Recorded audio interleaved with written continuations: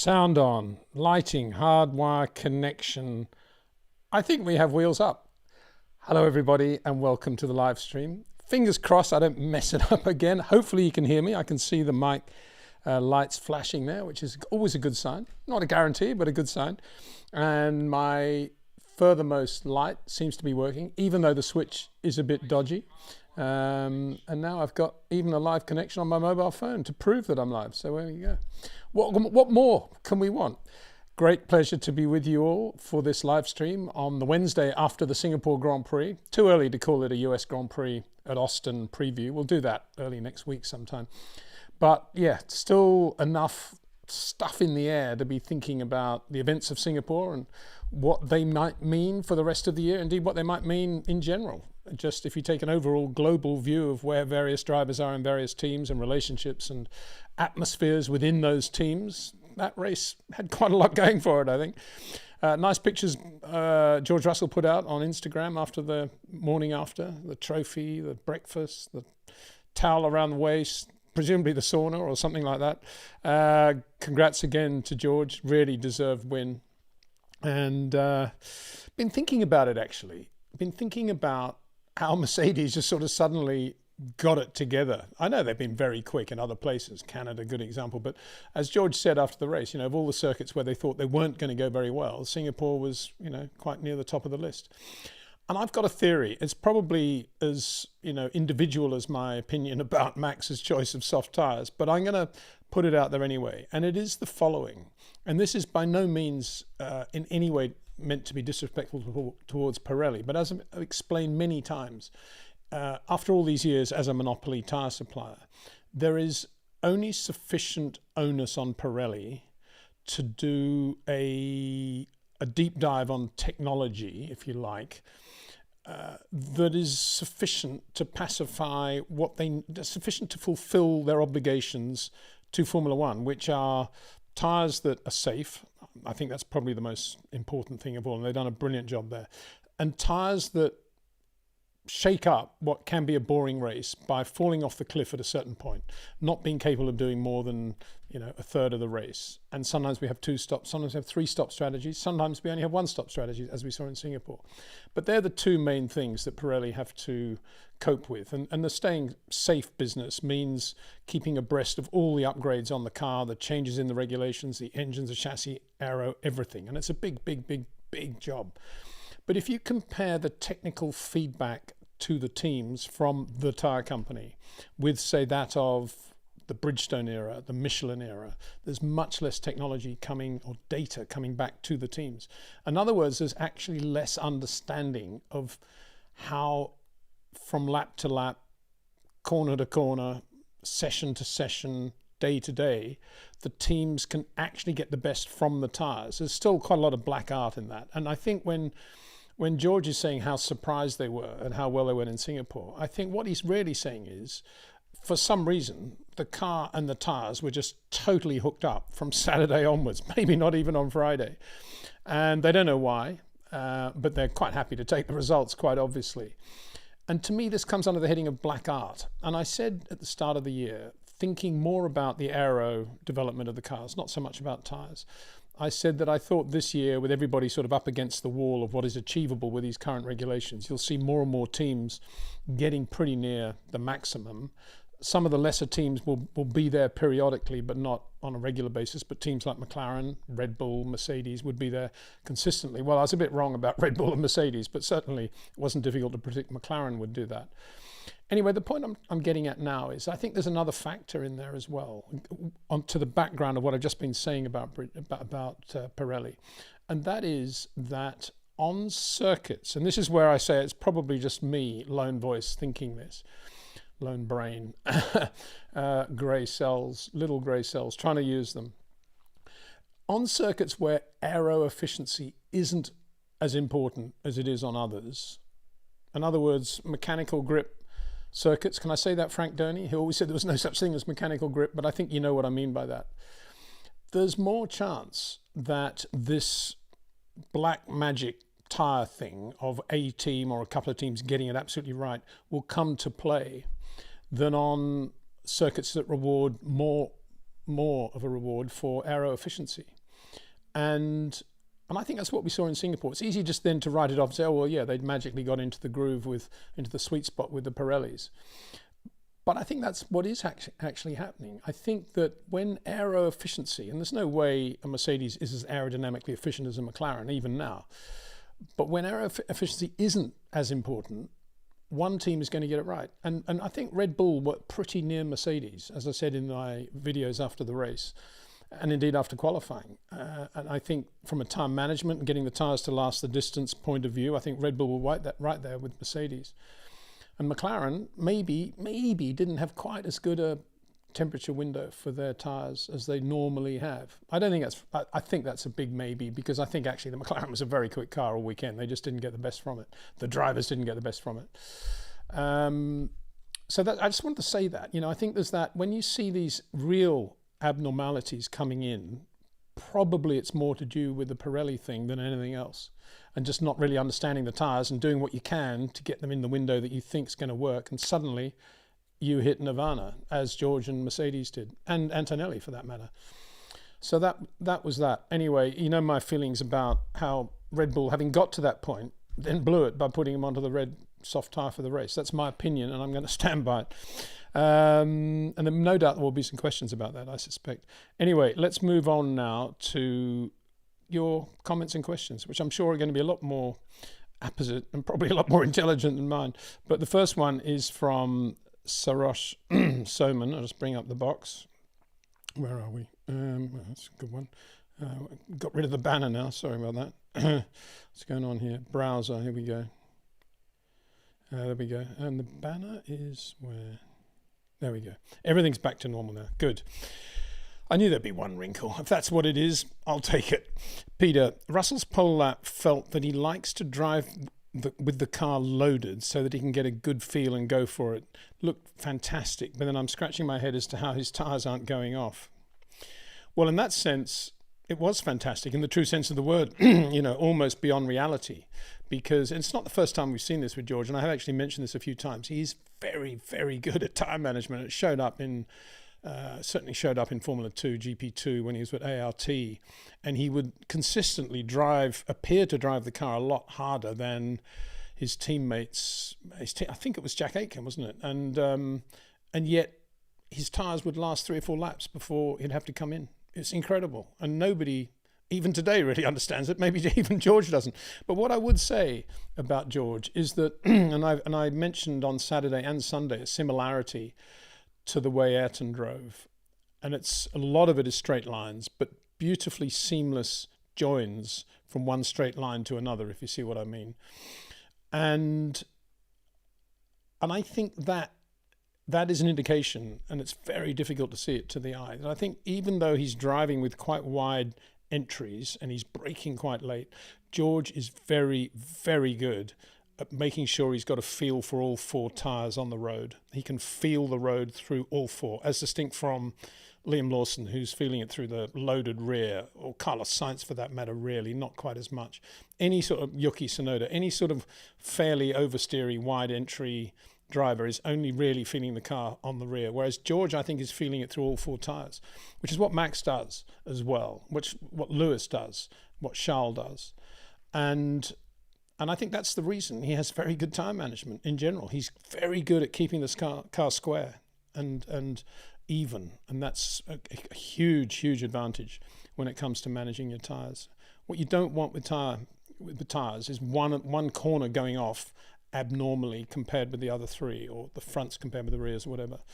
Obviously, there's going to be a difference between fronts and rears on every circuit, but George is better than most, as good as most, probably, as good as anyone, at keeping the tyres well balanced between front to rear and left to right on that. And then in general, when he's changing direction, he's pretty good at keeping it square as well when he's got that moment of direction. So he's got a lot of the touch that Max has. He's just a little bit more spiky with his inputs, as was Ayrton. If you put Ayrton's laps alongside Max, I think you would see that Ayrton's a little bit more spiky, particularly with throttle. But George is like that. I can't give an opinion on what he's like with throttle. so difficult to judge these days with the noise of the engine and all the rest of it. But yeah, I think that's a very good point you make, and I think George should be given a lot of credit for that. Very good at time management, no doubt. Sarosh again. Peter, Max was fantastic. I don't know if this was talked about. His handling of the traffic while defending from Norris was superb. I thought his timing and judging of the cars to be lapped was spot on. Yeah, it was. I mean, a lot of that is, I mean, we had a lot of George saying, you know, are they aware there's a blue flag out there, sort of stuff. But there was a big bunch of cars, wasn't there? There's like 6 cars. I think it was Stroll and Colapinto and all that lot. And it was a difficult bunch. And prior to GPS and all the impeding penalties, that would have been a complete nightmare. And you might well have seen a lead change there. But we don't have that sort of racing anymore. They've taken it away from Formula One in much the same way that, you know, foot-hand coordination has gone away with H-pattern gearboxes and clutches, foot clutches. We don't have that. But that was a skill about the same phase of the race that Sterling Moss had. James Hunt was very good in traffic as well, using the traffic to increase the gap or to increase his ability to defend. And yeah, you know, as I say, because there's so much GPS now, you know, I was very disappointed. Just as a fan watching it, you know, when they got on the radio to Hajar and said, you know, are you aware of the situation with Max and Lando? I was really thinking, because I'm an old school guy, I was really thinking, wow, you know, he's going to try and do something here, help Max a bit or not help Lando. And he just moved over in the most, you know, wettest of ways and just let them both pass. Oh, might get a penalty. But when he's like, Hajar, does it matter that much? You know, anyway, that didn't happen. You know, put that by contrast with Sergio Perez, Abu Dhabi 21 with Lewis. But that was for position, of course. It wasn't being lapped, so it was a different thing, even though, you know, there was very different on strategy. But there we saw somebody holding up another driver quite efficiently. And then you go back to 99, Malaysian Grand Prix, Michael just driving the race to hold up Mika Hakkinen for the whole race, driving not to win, in other words, to make it as easy as possible for Eddie Irvine.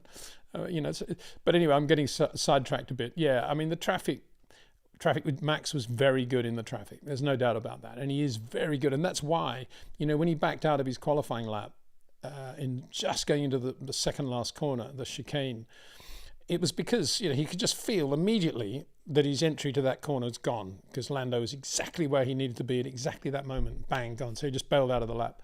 You know, a lesser driver probably would have continued and just tried to scrabble through, but Max knew it was just gone like that. His judgment in terms of closing gaps is absolutely astonishing, and we saw that.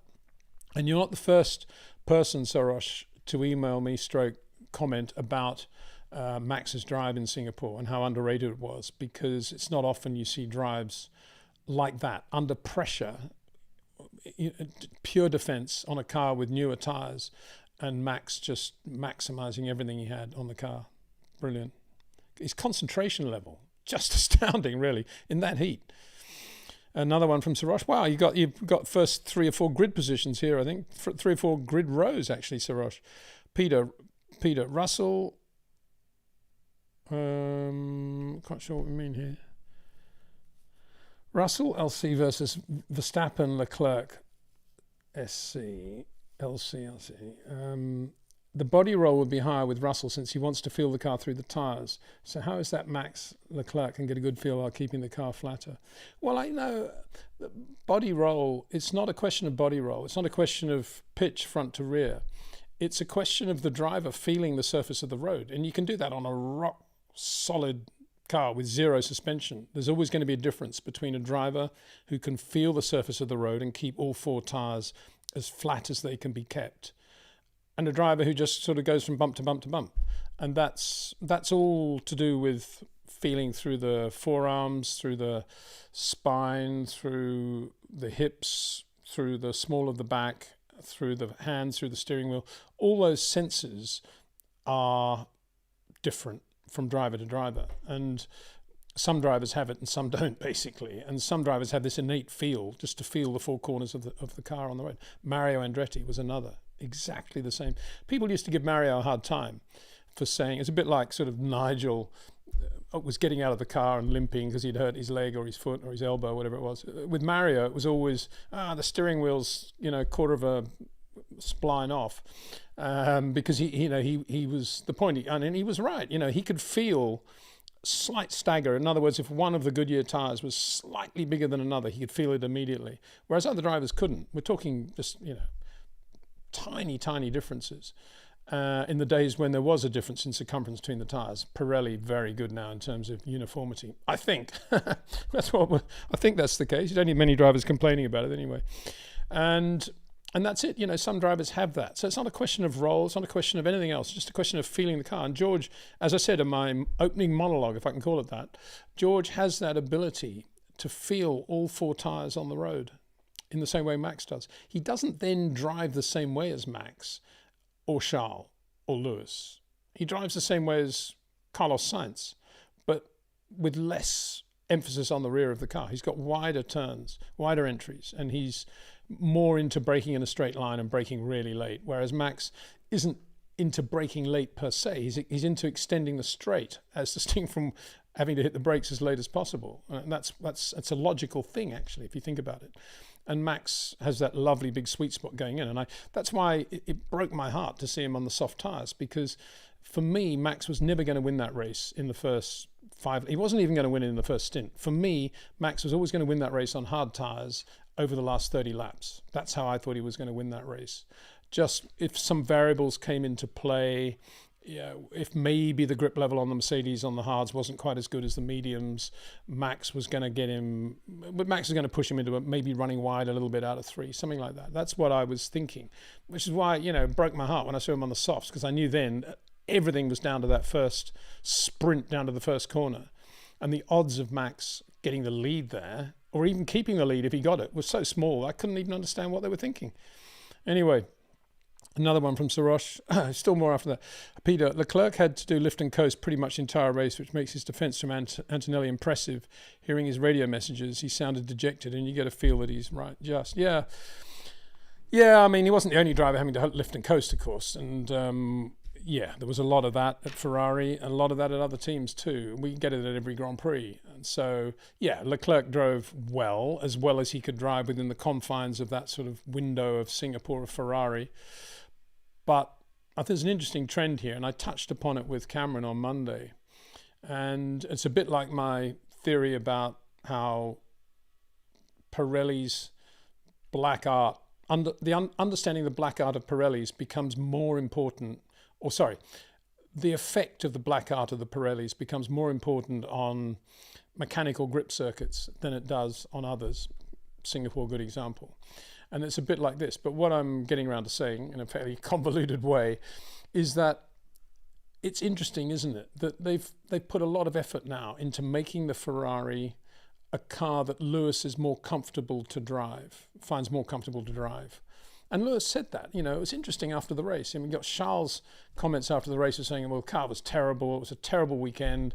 Didn't have any feel from the car. Everything's, we've got to make a big improvement. And there's Lewis saying, the car felt pretty good. I really enjoyed the balance of the car, the feel of the car. It was not a bad race, not a bad result. We could have done better. We need to qualify better, do this and that. But it was all quite positive stuff.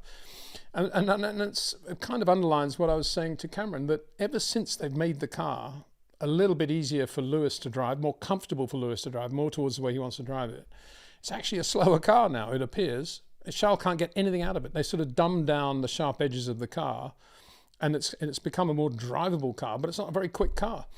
And I'm only guessing here, but I would guess that what's happened is that they've got rid of some of the oversteer. They've made the rear more stable. And in doing that, they've killed the front that Charles loves, that very sharp front that gets him into a corner and allows him to do what he does. And he doesn't care what's happening with the rear because he's just totally on top of the rear anyway. Whereas Lewis, I think, age whatever he is, 40, I think, as I said before, think about it twice. He's going to be much more comfortable now in a car where he can feel the rear and then he can get the car in.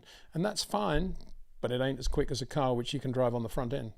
And I think that's what we're seeing at Ferrari. I think we're seeing a car now that is more Lewis than it is Charles. Charles can drive it as well as he's just an ordinary Grand Prix driver in that car. He can't do much with it. But give him a proper front end and take away some of the rear and let the rear sort of flail around a bit, and he'll be much quicker. But there's no way Lewis would want to drive the car like that. And I think that's where Ferrari are at. So John Alcon, the man that said, we've got to have Lewis Hamilton, please advise on that one. I find it, at the expense probably of Adrian Newey going to Ferrari. I think that's, totally predictable, isn't it, that it's gone that way. And last one from Sarosh. Okay, it's just him basically saying, feels sad that Charles has not been a consistent championship winning car out of his 7 years at Ferrari. Yeah, I agree with you, and it's an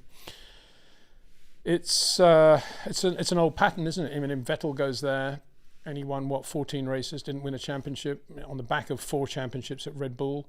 And Charles Leclerc kind of having a similar life now to Vettel at Ferrari.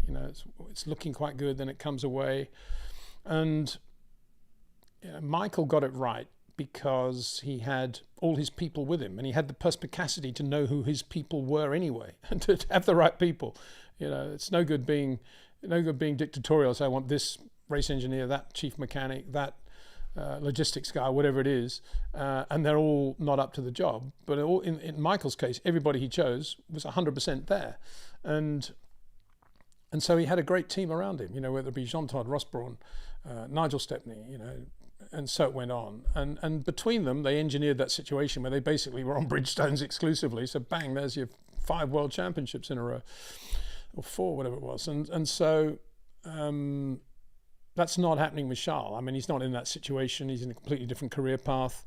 But right now, I would imagine Charles pretty dejected, because if he tries to say, I want more front end and I don't care about the rear, it will annoy the other side of the garage. And so I can't imagine how they're handling those debriefs at Ferrari now, Maranello, in terms of where they're going with the car.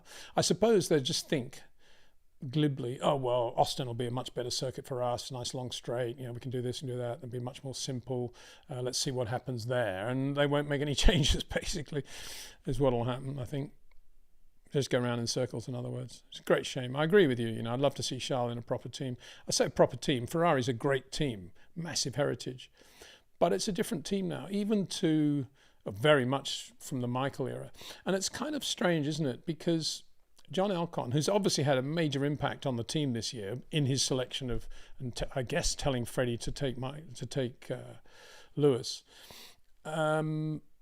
is, obviously family there with Gianni Agnelli, and he was the chosen one.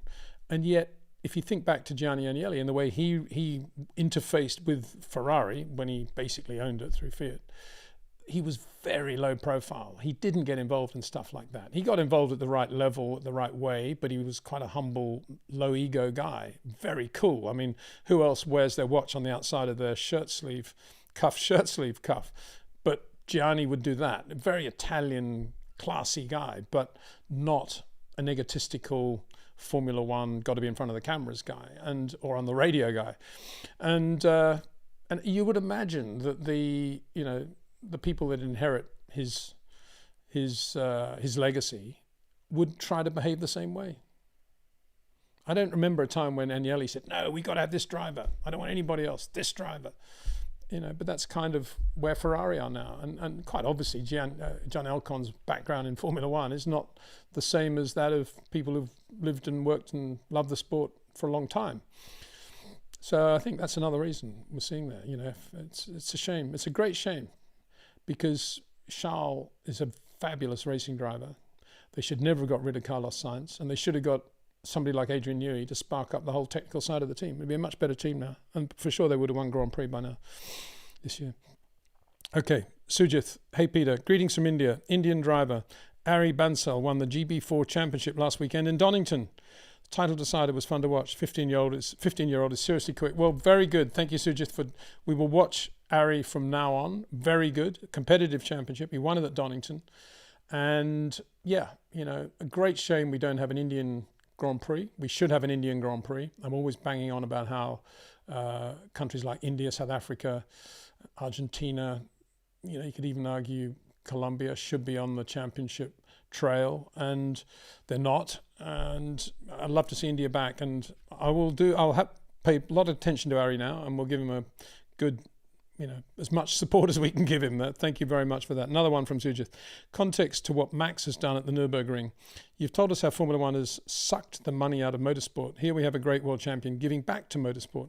Yeah, that's right. That's absolutely right. And yeah, I mean, from Max's perspective, he doesn't really worry that much about how the championship is financing itself and how the fact is the car exists, the championship's there, the circuit's there. I want to drive in it.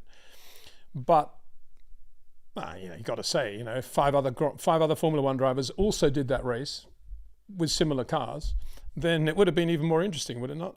That's I guess what the extension to what I was saying earlier about how championships below Formula One find it very difficult to exist in their own right without having to rely on wealthy competitors to make the championship happen. That doesn't happen in Formula One, but that's only at the expense of the rest of motorsport, and that's my point. I mean, WEC's slightly different now with all the manufacturers and so forth, but you still got a lot of drivers in there who are paying to be there big time. I'm just going to turn my fan on. Sorry, you won't hear the noise, but it's getting a bit hot in here. 1 second.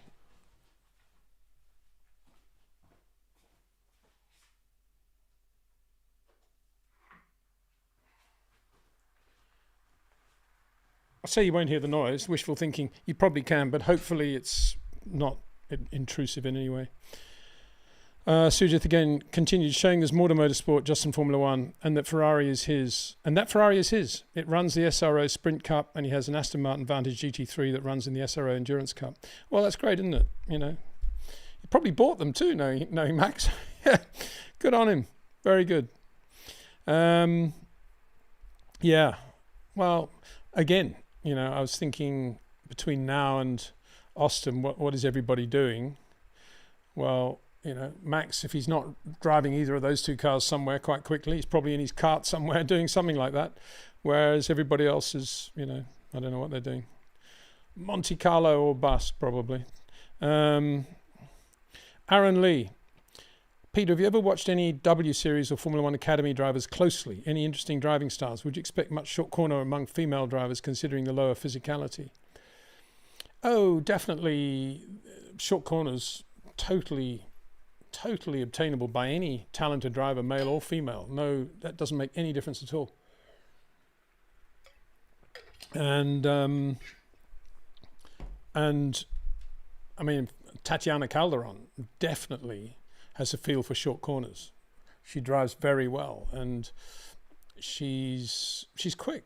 She's very quick. She does a very good job, and she's done a lot of days with Rob and totally understands short corners, gentle firm, little turn, big turn, get the car straight, and obviously the importance of rates of input. So there's a very good example that it can be done. In terms of the W Series or the Academy, no more than I watch WEC or anything else. My things are Formula One and WRC really, and WEC, now that Jos Verstappen might be doing some events next year as well, and watching a lot of those local rallies as well. I love to see car control on display, as you can see it in rallies, and Formula One is big. But one make championships, I know Formula 2 and Formula 3 are one make as well, but even more so with those. Plus, I've yet to get my head around the concept of somebody like Tatiana going out there and racing in normal racing categories and doing very well, but presumably not getting that much acclaim by the world out there, I don't know. And sort of one make championships for specific types of drivers. It doesn't make any sense to me, really. I think it would be more logical to me for Formula One teams to put a percentage of their X amount of money, how much have they put in, to supporting selected drivers based on their talent, obviously, in various categories around the world, rather than just in one where they're racing against all one another.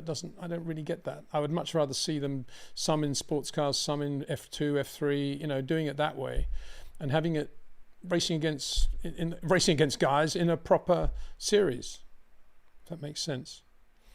And I always felt that about the W Series as well. I just thought, if there's a female racer out there who has the backing of a team, or the backing of anybody, whether it be a sponsor, her family, whatever, surely she would want to get out there and compete with the guys in Formula 3 or Formula 4, whatever it is. And a lot of them are. There's a lot of women out there racing now, not just in those categories. And I'm a great believer that you know, there's room for them in Formula 1, absolutely. And I think they can be really competitive. And we've seen it over the years. I was pretty close friends with Lella Lombardi. I knew her pretty well, and she was quick. She was pretty quick. I didn't know Michelle Mouton that well, but believe me, she was quick. I knew Marie-Claude Beaumont very well, still do, and she was really good in race cars. And yeah, you know, I've known a lot of really good female racers. Got a lot of admiration for them. Richard Freeman. Peter, do you have any memories of Crystal Palace? I was too young when I went with my father in the early 70s. Best wishes. I think the last big race was what, 72 actually, around then, wasn't it? Well, when I came over to England in 67, when I was young, and it was when I went to Snetterton with my mum. I got my mum to take me to Snetterton, got my auntie to take me to Brands Hatch, all in the middle of the week, and it was cold. It was like February, just because I wanted to see these great places. And of course, I wanted to go to Crystal Palace as well, because I'd read and heard so much about it. And yeah, I walked around the circuit in 67 when it was still obviously an active racetrack. And I love it there. It wasn't actually that far from where I used to live in London anyway. So I used to go there quite a lot and just walk around and think about it. And some of the great races we had there, whether it be Formula 3, Formula 2, indeed even Formula 1. Roy Salvadori was kind of owned Crystal Palace for quite a long time. Jim Clark was always brilliant there in Lotus Cortina's Formula 2 cars. It was the circuit where Jochen Rindt came to fame in 64 in a little Brabham Formula 2 car and beat all the Formula 1 stars. That sort of thing doesn't happen anymore, but it happened for Jochen and it changed his career. Crystal Palace was absolutely pivotal in the career of Jochen Rindt. And so it went on, you know, the famous Formula 3 racers, Dave Walker, James Hunt, Bev Bond, Dave Morgan, Tony Trimmer, so many great drivers, and those brilliant Formula 3 slipstreamers we used to have around Crystal Palace. It was one of those circuits, a bit like Catalina Park, a circuit that I grew up with in Australia, quite short, no sort of long straight anywhere. And it was, I remember Frank Maddich telling me once that if you made a mistake at Catalina Park, it took you about 3 laps to undo the mistake because it upset your momentum for the next lap or so on the way you went through every corner. A bit like skiing, probably. You know, you get the entry wrong to one of the slalom things, and it kind of skews you for the next 4 or 5. And Crystal Palace, I'm sure, was like that for many drivers. If you got North Tower wrong, you didn't get the rest of the lap right. You know, it's kind of unsettled everything. But yeah, lots of memories. You know, it was an interesting circuit because of its history. I mean, that whole Crystal Palace thing was, the Crystal Palace was actually built for I think it was called the Empire Exhibition or something like that in the 20s. And it was moved, once it had done all, and that was around, I think it might have been Hyde Park or certainly in London. And then once that was over, they moved everything to Crystal Palace and built it there. And it became a sort of very upmarket social gathering spot when the motor racing started at Crystal Palace, in motorcycles initially going around the wrong way, you know, muddy tracks. And then there was a big deal when Richard Seaman, Dick Seaman, racing then for Mercedes in Formula 1, in Grand Prix racing, was invited to drive the earth mover to really make the first dig into the soil to build the tarmac Crystal Palace track. So it actually goes back to Dick Seaman. And he was killed shortly afterwards, sadly, in 1939. But that must have been, what, about 38, I would guess, that Dick was doing that. So, and he just had a shunt, I remember. And I think he had quite a lot of scratches and stuff on his face, yeah, as they did in those days. You know, yeah, he's had a big shunt, limping a bit, walking stick, bandages. Yeah, I'm going to open the Crystal Palace circuit. Dick Seaman, another great British, well, great racing driver, happened to be British. So yeah, I could go on and on and on. I'll tell you who else can go on and on about it, and that's Martin Tomlinson, because that was his favourite circuit as well, the artist that we sometimes give time to here on the channel and show you his artwork. And I've got the details to his website down in the description below this if you want to have a look at it. But he's got a lot of Crystal Palace stuff there. He grew up with Crystal Palace, I think. But touring car racing as well. As I mentioned Jimmy, but you know, you had all the big ones. You had Jack Brabham in the Galaxy, and you had Chris Craft in the Escort, and just so many great things. And you go to a race meeting at Crystal Palace and it would be non-stop action from a race 1 through to the last race of the day, probably 5 or 6 races on events on the calendar, on the race card. And good watching, very good spectator area all around the circuit. Opposite the pits was always good.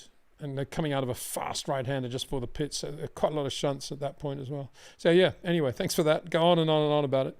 Lee Kambanga, hope today you're able to see my question. The last 3 live streams, you don't read them. Oh, well, it's not because I don't want to read them, Lee. It's just, and he says, I don't know if it's because I'm the first person to text.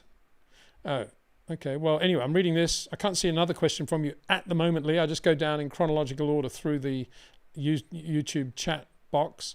The next one actually is from Jez James, read Tommy Byrne. I think McLaren, possibly Ron, but I forget where I heard it, said that Tommy didn't pass the attitude test when he tested for them, i.e. he might have been a bit too cocky. Yeah, I think that's right. I thought that's definitely the feedback I got. I think it was Tyler Alexander that said that he was much too cocky. But you know, that's his character. It's not, that was what was wrong with McLaren, of course, wasn't it? That, you know, they were basing their driver choice on how they behaved even then and their attitude. And, you know, if you based it on that, Nigel Mansell would never got into Formula 3, let alone Formula 1. You don't base a driver on his attitude. If you don't like his attitude, you accept him as a race driver and then you work slowly with him, maybe to improve a couple of areas, which may be helpful to him. But you don't just say, you must be like this, you're too cocky. I mean, and I think that's what did happen. He was a pretty cocky guy, but no more so than most racing drivers that I've known and been friends with, all of whom believe they're the fastest guy in the world. And if they're in the right car, they win every race. And if you don't think that, don't be a racing driver. It's too dangerous and too expensive. Jez James again. I think Lando did to Oscar on the first corner what a true racer has running through their veins. As I agree with Senna said, if you no longer go for a gap that exists, you're no longer a racing driver. Well, yeah, I kind of agree with that, Jez, in terms of if that had been Charles Leclerc on his outside, perfect move. And I would have said, wow, Lando, brilliant. But when it's a teammate and you've been told not to race one another closely or hit one another, and the teammate quite clearly has looked in his mirrors and seen that he's P3 and is just going into the corner in the best possible way to get the exit. And then the other teammate defies everything he's just been told by the team and goes down the inside and hits him. That's different, you know, and that never happened to Ayrton because he never wanted to obey any team rules anyway. But you can see here, Oscar was basically doing what McLaren would want their drivers to do, which is make a clean start, make sure you don't run closely to one another. Quite obviously, it's not an overtaking place there. Just go in, and then Lando will be in P4 behind him, and I'll have a good race. But that's not what happened. So, you know, everything you've said there is correct, except for one thing. It doesn't apply when it's your teammate in that situation. You know, if that was, it's what annoyed Gilles so much about Imola 82 with Didier Pironi. It wasn't that Pironi was a racer and he kept passing Gilles every time Gilles backed off to save fuel. It was that they had been told before the race not to race one another. And when they were given the pit signal to back off and hold position, that's what it meant. Of course Gilles could have beaten Pironi that day had he raced normally. And it's the same with Oscar. You know, if Oscar was told before the race, by the way, gloves off here, if Lando's down inside you, we've given him permission to go for it, Oscar, so you protect yourself, mate. Do you think Oscar would have driven the first corner the way he did? Absolutely not. And that's why what you're saying is kind of out of context with the reality of the situation in the team. Jack Bauer, in hindsight, Antonelli, Hamilton, Hadjar, the ones on the left, lost places at the start, whereas Max didn't. Part of that was because Red Bull opted for the soft. Yeah, absolutely. Wow. And he defended against the McLarens. Guess what? In doing it, he lost the race. He could have beaten George. He didn't choose the softs because he just wanted to make sure he wasn't going to get beaten by the McLarens. He chose the softs to try to get in front of George into the first corner. That was the problem. And don't forget that the further down the grid you go, the less it matters. It really matters at the front because they're starting from zero. And that was all, it was all about that drag race. And Max not even being on new tyres, on scrub tyres, it was probably 1.3 metre advantage he had in traction over an 8 metre deficit. So let's say he's starting 6.8 metres behind George, once you've taken the softs into account. So he had to make a start that was 6.8 metres better than George's on a 5-second run down to the braking area. That's the problem. And yeah, of course, everybody, we all know the dirty side of the grid is the slow side of the grid, but that's, you know, that's not a reason to run soft tires. If you're Max Verstappen, you run the soft tires to try to get the lead. You know, you've got a great race car. You know that on mediums and hards, that Red Bull is going to be as good as a Mercedes. It's just a question of, can you win the race, or is George going to be brilliant in defense and win the race himself? And that's the situation there, and it was a massive mistake in my opinion. They were so caught up by all this short-term thinking, and that it wasn't so much the dirty side of the grid. They were all convinced that once you were in a position, it was impossible to overtake, and I disagree with that. And we've seen drivers pass at Singapore before. And I've said over a Grand Prix distance, may only been one instance. I think Max on medium and then hard, I think there would have been a moment if he was pushing George hard when tyres might have gone off on hards, or he might have had a slight glitch and Max got a run on him. He would have been in a much better position to beat George than he was, that's for sure. And don't forget also, everybody else who started on softs started on new softs. They were all the guys at the back of the grid who had not much to lose. Max was on used softs, scrub softs, so you know, it made it even more implausible. Max Woe, hi Peter, I've just seen you appear on a documentary about the filming of the great film Grand Prix. Loved your appearance, it was very informative. Oh really, thank you. I remember doing an interview for that years ago actually. I think my friend Richard Wiseman was involved. And I think I don't know how many people out there still have the original LP long playing record of Grand Prix, which I do, with the cover pretty much intact. And I've still got the paperback book that came out, Grand Prix. And because it just came out when I was, you know, absolutely at my most impressionable age. And I'd never seen Formula One in colour, let alone close-ups of footwell areas and driving gloves and steering wheels. And it was just the most amazing film. But thank you for your kind comments. Where are we now? AL, hi Peter. Judging by the drama caused by papaya rules and with Oscar and Lando, would McLaren prefer Verstappen winning the Drivers' Championship just to avoid one driver being unhappy over the other? Well, you know, I said on Sunday that we kind of got a glimpse of what Zach's big master plan is for this. And the glimpse is he doesn't have one. So maybe that's it. Maybe you're right and I'm wrong. Maybe Max's great master plan is he doesn't want to win the Drivers' Championship. He's won the Constructors. And if it goes to Max, it just shows how brilliant they were to win the Constructors' Championship against such an amazing driver like Max Verstappen. Maybe it's that. I doubt it. I think he'd still rather have one of his guys and massive fighting than have the Drivers' Champion be Max Verstappen. And when you say papaya rules, it was sort of Lando rules, isn't it? You know, Lando, do you think it'd be okay for Oscar to stop now, or would you like him to stop at some other point? I'm still trying to get my head around that. Asking one driver about what pit stop strategy the other driver should have. How can Lando be put in charge of Oscar's pit stop strategy? I find that absolutely ridiculous. It's almost as if it's not a Formula One team. It's some sort of, as I say, some sort of big party, happy, clapping gathering where everybody has to talk to one another before they do anything. Make sure nobody's going to get upset. It's hilarious, actually. All you can do is laugh, really. I think that's good. You know, let's laugh. We need a sort of bit of fresh air of laughter and joviality in Formula One, don't we? Everybody takes it a bit too seriously these days. So maybe that's a good thing, you know. Maybe that's what Oscar should do, just start laughing at everything. He kind of did that, didn't he? When Tom got on the radio. So Oscar, trying to get Oscar fired up again and interested in the Grand Prix. So Oscar, you know, got the safety car window coming up. What do you think? Do you want to stop? Do you want to go stop for softs if it's a safety car? I don't know. The way things are going, I don't care, mate. Do whatever you want. That worked, yeah. Quentin Hirschfeld. Hi, Mr. Windsor. Thank you for the quality content you provide us. Well, thank you. Hopefully it is. Sometimes.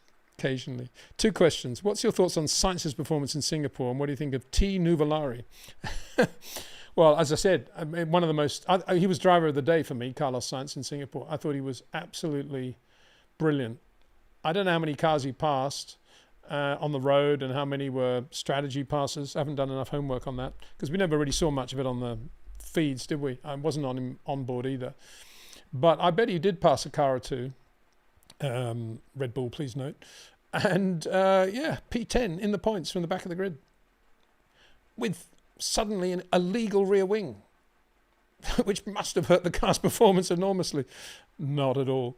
So yeah, I thought he drove really well, and I think Sainz in general is a great racing driver, and I say that, you know, I say that in the context of racing drivers over the eras. He's always going to be a long corner, feel the rear driver, but he's found a way of keeping that pretty neat and smooth and tidy. Very different from when I first saw him drive at the Formula BMW race at Singapore. Must have been 2008, I think, something like that. And he, you know, that was all mega car control, but not much, you know, finesse. But now he has the finesse that goes with it. He's never going to change his style, but he was a great counterpoint at Ferrari to Charles Leclerc with Charles' short corner style. And it's so sad they broke that up.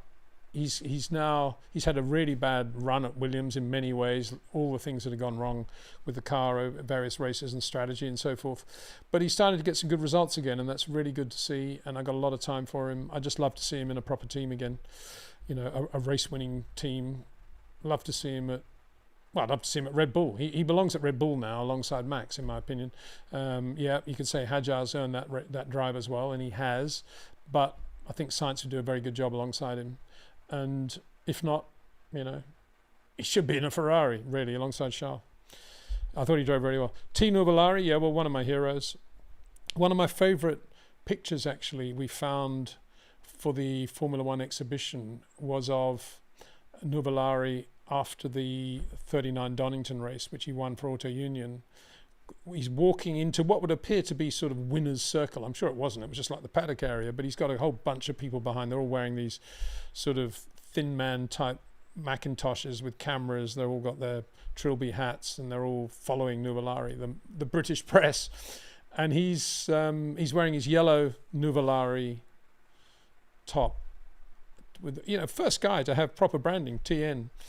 And he's looking down at a young boy who's just looking up at Nuvolari like he's he's something from another world. And you can see Tazio's just looking at him like that. And it's the most wonderful photograph. We got it recolored. It was all black and white. We just got the yellow of his, a bit like this one, yellow of his shirt, of his T-shirt, enhanced, color enhanced. It works beautifully. If you go to the exhibition, look for it. And yeah, you know, in an age when it was unbelievably dangerous to race, even to drive on the road, let alone race a Formula One car, a Grand Prix car, Tazio survived, and he survived through the war, and he was, you know, he got ill at the end, but he died a natural death, if you like. But he had a lot of tragedy he had to live through personally, and with loss of friends on the racetrack. He drove for all the great teams, and he was beloved by Enzo Ferrari for the obvious reason. And even when things were lost, you know, this is the guy obviously from whom Fernando Alonso got his DNA in some way. He would then drive the car even faster. You know, you can only get 2 of the 3 gears. The brakes had gone, the steering was all over the place, and Nuvolari would magically bring it home. He was larger than life. He was, for sure, easy to say, one of the greatest Grand Prix drivers of all time. Sadly, is not included in a lot of people's tables when we try to calculate that, because obviously all his racing was before the World Championship began in 1950. But you can still factor in lots of things and still see how good he was. He was small, he was wiry, he was like a Toro Mazzario, really, in stature, and yet he was as strong as a lion. Amazing. One of my heroes, no doubt. I've got about 4 books on him. And he was a good man too, a very good man. Yeah. Dillstar22, hi Peter, how are you? Hopefully you get to my question. Okay, so next question, Dillstar, here we are. Do you think Charles would have won a championship in a different era, maybe mid-2000s or 2010s? Yeah, I mean, yes, of course. You need to be in the right car, the right team, the right time. And, you know, who would have said that Keke Rosberg was going to win the 82 World Championship with the power and the pace that Ferrari had that year? And yet he did. You know, nobody could predict the horrendous accidents that befell Ferrari. And so anything could happen. You don't know what the right team, the right car is. But assuming he's in the right car, the right team, Charles Leclerc, without a doubt, has the talent to win a lot of world championships. No doubt about that at all. It's just a question of being in the right car in the right time. And he was adopted by Ferrari very early on in his career, and he's basically been on that Ferrari path ever since, partly because there hasn't been much option to do anything else, and partly because there's always the belief that next year it'll happen. But yeah, of course, you know, he must now be thinking, as I said earlier, for me the car now is actually a slower car than it was. It doesn't have any sharpness to it at all. It's quite a good, you know, I think Charles has been reduced therefore to being just an average racing driver because he can't get anything out of it. Basically, he doesn't have a front end as far as I can see. And he just has to drive it to get, once he's got the front end, then he can get the power on, do all the things that, you know, normal racing drivers do. He can't do what he wants to do, which is zap down to an early transition rotation point and get the car rotated nicely and not worry at all about the rear, because he's so good on the way he can manage the rear against lateral load and slowing down the car. He's brilliant at that, as is Max. But, you know, now he's just been reduced to being just a normal racing driver, actually. Speaking of Mazzario, he was he's still very, very well thought of at Ferrari. Interesting, isn't it? Arturo Mazzario, who fabulous in the Targa, Alfa, Arbath, just a great racing driver in so many ways. Didn't speak a word of English, but often used to have this sort of quick chat with him, and big mate of Frank Williams, of course. Indeed, it was Arturo Mazzario that set Frank up really in a big way in Italy, because Mazzario had the link with Achille Motors, which became Frank's sort of go-to place for cars whenever he was in Italy. And you saw in the 70s, a lot of Grand Prix drivers would arrive at the circuit in a Rolls Royce. And usually they were courtesy of Achille Motors. I guess they were Monza or Milan or somewhere, I guess Monza. And Arturo was the guy that sort of set all that stuff up. Fabulous. So Frank had arrived in his Rolls Royce Silver Shadow. They were the days. Alex G. Peter, I thank you for sharing your spiritual thinking too. Not everything is about racing, and many other people forget this. Oh, thank you, Alex. Yeah, we got a little bit sidetracked, probably is the right word, in the chat with Cameron on Monday, because he was talking about Lando. And it was a bit difficult because I'm not sure we had the quotes right, or he had the quotes right, or collectively we had the quotes right on some interview he's done with Vogue. But he reportedly said something like, you know, I just want to have fun and enjoy my life. And then secondly, if I can win the world championship, great. And I made the point that, well, having fun and enjoying yourself isn't actually the priority in life, is it? It's trying to be a better person. That is the priority in life. And if that is more important to you than driving a Grand Prix car, then you've got your priorities absolutely correct. But so we went round in circles. But anyway, there we go. Thank you for saying that, Alex. Freya 270. Hi. What do you think of the TV direction and them missing science overtakes and Fernando chasing Lewis to the line? Yeah, pretty poor, really. As I say, I think a lot of the TV direction is based on looking at who's within a certain gap and or a pit stop and or DRS range. And you can be watching a spellbinding cat and mouse game between Carlos Sainz and, I don't know, Isaac Hadjar. But if Lance Stroll is suddenly in DRS and might pass somebody on a new set of tyres who's on an old set, they'll immediately switch to that. In other words, there's not a lot of, I don't know, what's the right word? I don't want to be too critical because a lot of my friends there actually at F1 team, they do a very good job. I just think, yeah, you know, I agree with you. We miss a lot. And yeah, we didn't get to see the beauty of Carlos Sainz's drive. If you subscribe to F1 TV in a country where you can actually watch it, you can do the whole race on board with Carlos and you can enjoy that. But not too many can do that, I think. So yeah, it's a bit of a shame. Yeah, and Fernando was fabulous, wasn't he? Just good. I've got a video out now, actually, which is a condensed version of the chat I had with Mark Slade when he was on the live stream, the last live stream we did, and we were talking about Fernando. And I thought I'd put that out again because he's so positive about Fernando and his chances still next year, age whatever he'll be, 45. And it's so nice. It was so nice to hear him say that about Fernando. and the fact that Fernando, you know, he's such a racer, he'll be the first guy to know when he's not able to do it anymore. And so long as we respect that, then we should enjoy Fernando Alonso for everything he can bring to Formula One and to motor racing, because he's such a great all-round racing driver. I was going to say all-round, but I kind of almost went to all-time, and he is a great all-time racing driver as well. So yeah, and next year I think he's got a really good chance of winning the championship in an Adrian Newey, Andy Cowell, Aston Martin, Honda. I really do. AL, do you think Max's lack of comfort in the car was in part due to the damage to the diffuser caused by the lap 1 incident with Lando? Well, he didn't feel anything that would suggest that there'd been damage to the diffuser in the race. So, my understanding, it was it was hitting his right rear that actually did the damage to the end plate on Lando's car. I think he quite early on, he was saying the downshifts and then the upshifts were annoying him. And they kind of got on top of that with various setting changes, but I don't think it was ever solved, and that's been an ongoing problem at Red Bull all year, is the synchronization, particularly the downshifts when he's going down into a rotation point. He hasn't got it exactly as he wants it to be, or they haven't got it exactly as Max wants it to be, and it was certainly out of sync for most of the race. That was his main discomfort. Then there was the issue at turn 13 when the soft tires started to go off, which they did predictably about lap 10. He started to get quite a lot of understeer there, which is the very slow left-hander after the Anderson Bridge. And of course, yeah, I mean, he had that in practice as well. And of course, you mitigate that by just being more patient on the throttle mid-corner.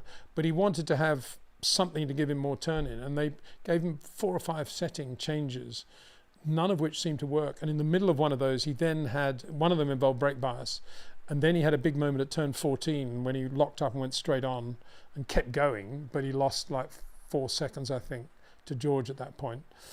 And at that moment, I think he then thought, call it quits, we'll just drive the car as it is. And it wasn't a very good car at that point because he never got it right for 13, the setting that he wanted. I'm sure the downshifts were not great. Upshifts were sloppy, and as I understand it. And above all, of course, as the team kept reminding him, he's on very old tyres. And so he couldn't really expect the car to be a car that could fight Lando Norris's McLaren. And yet he did. And he still finished second, you know, amazing drive.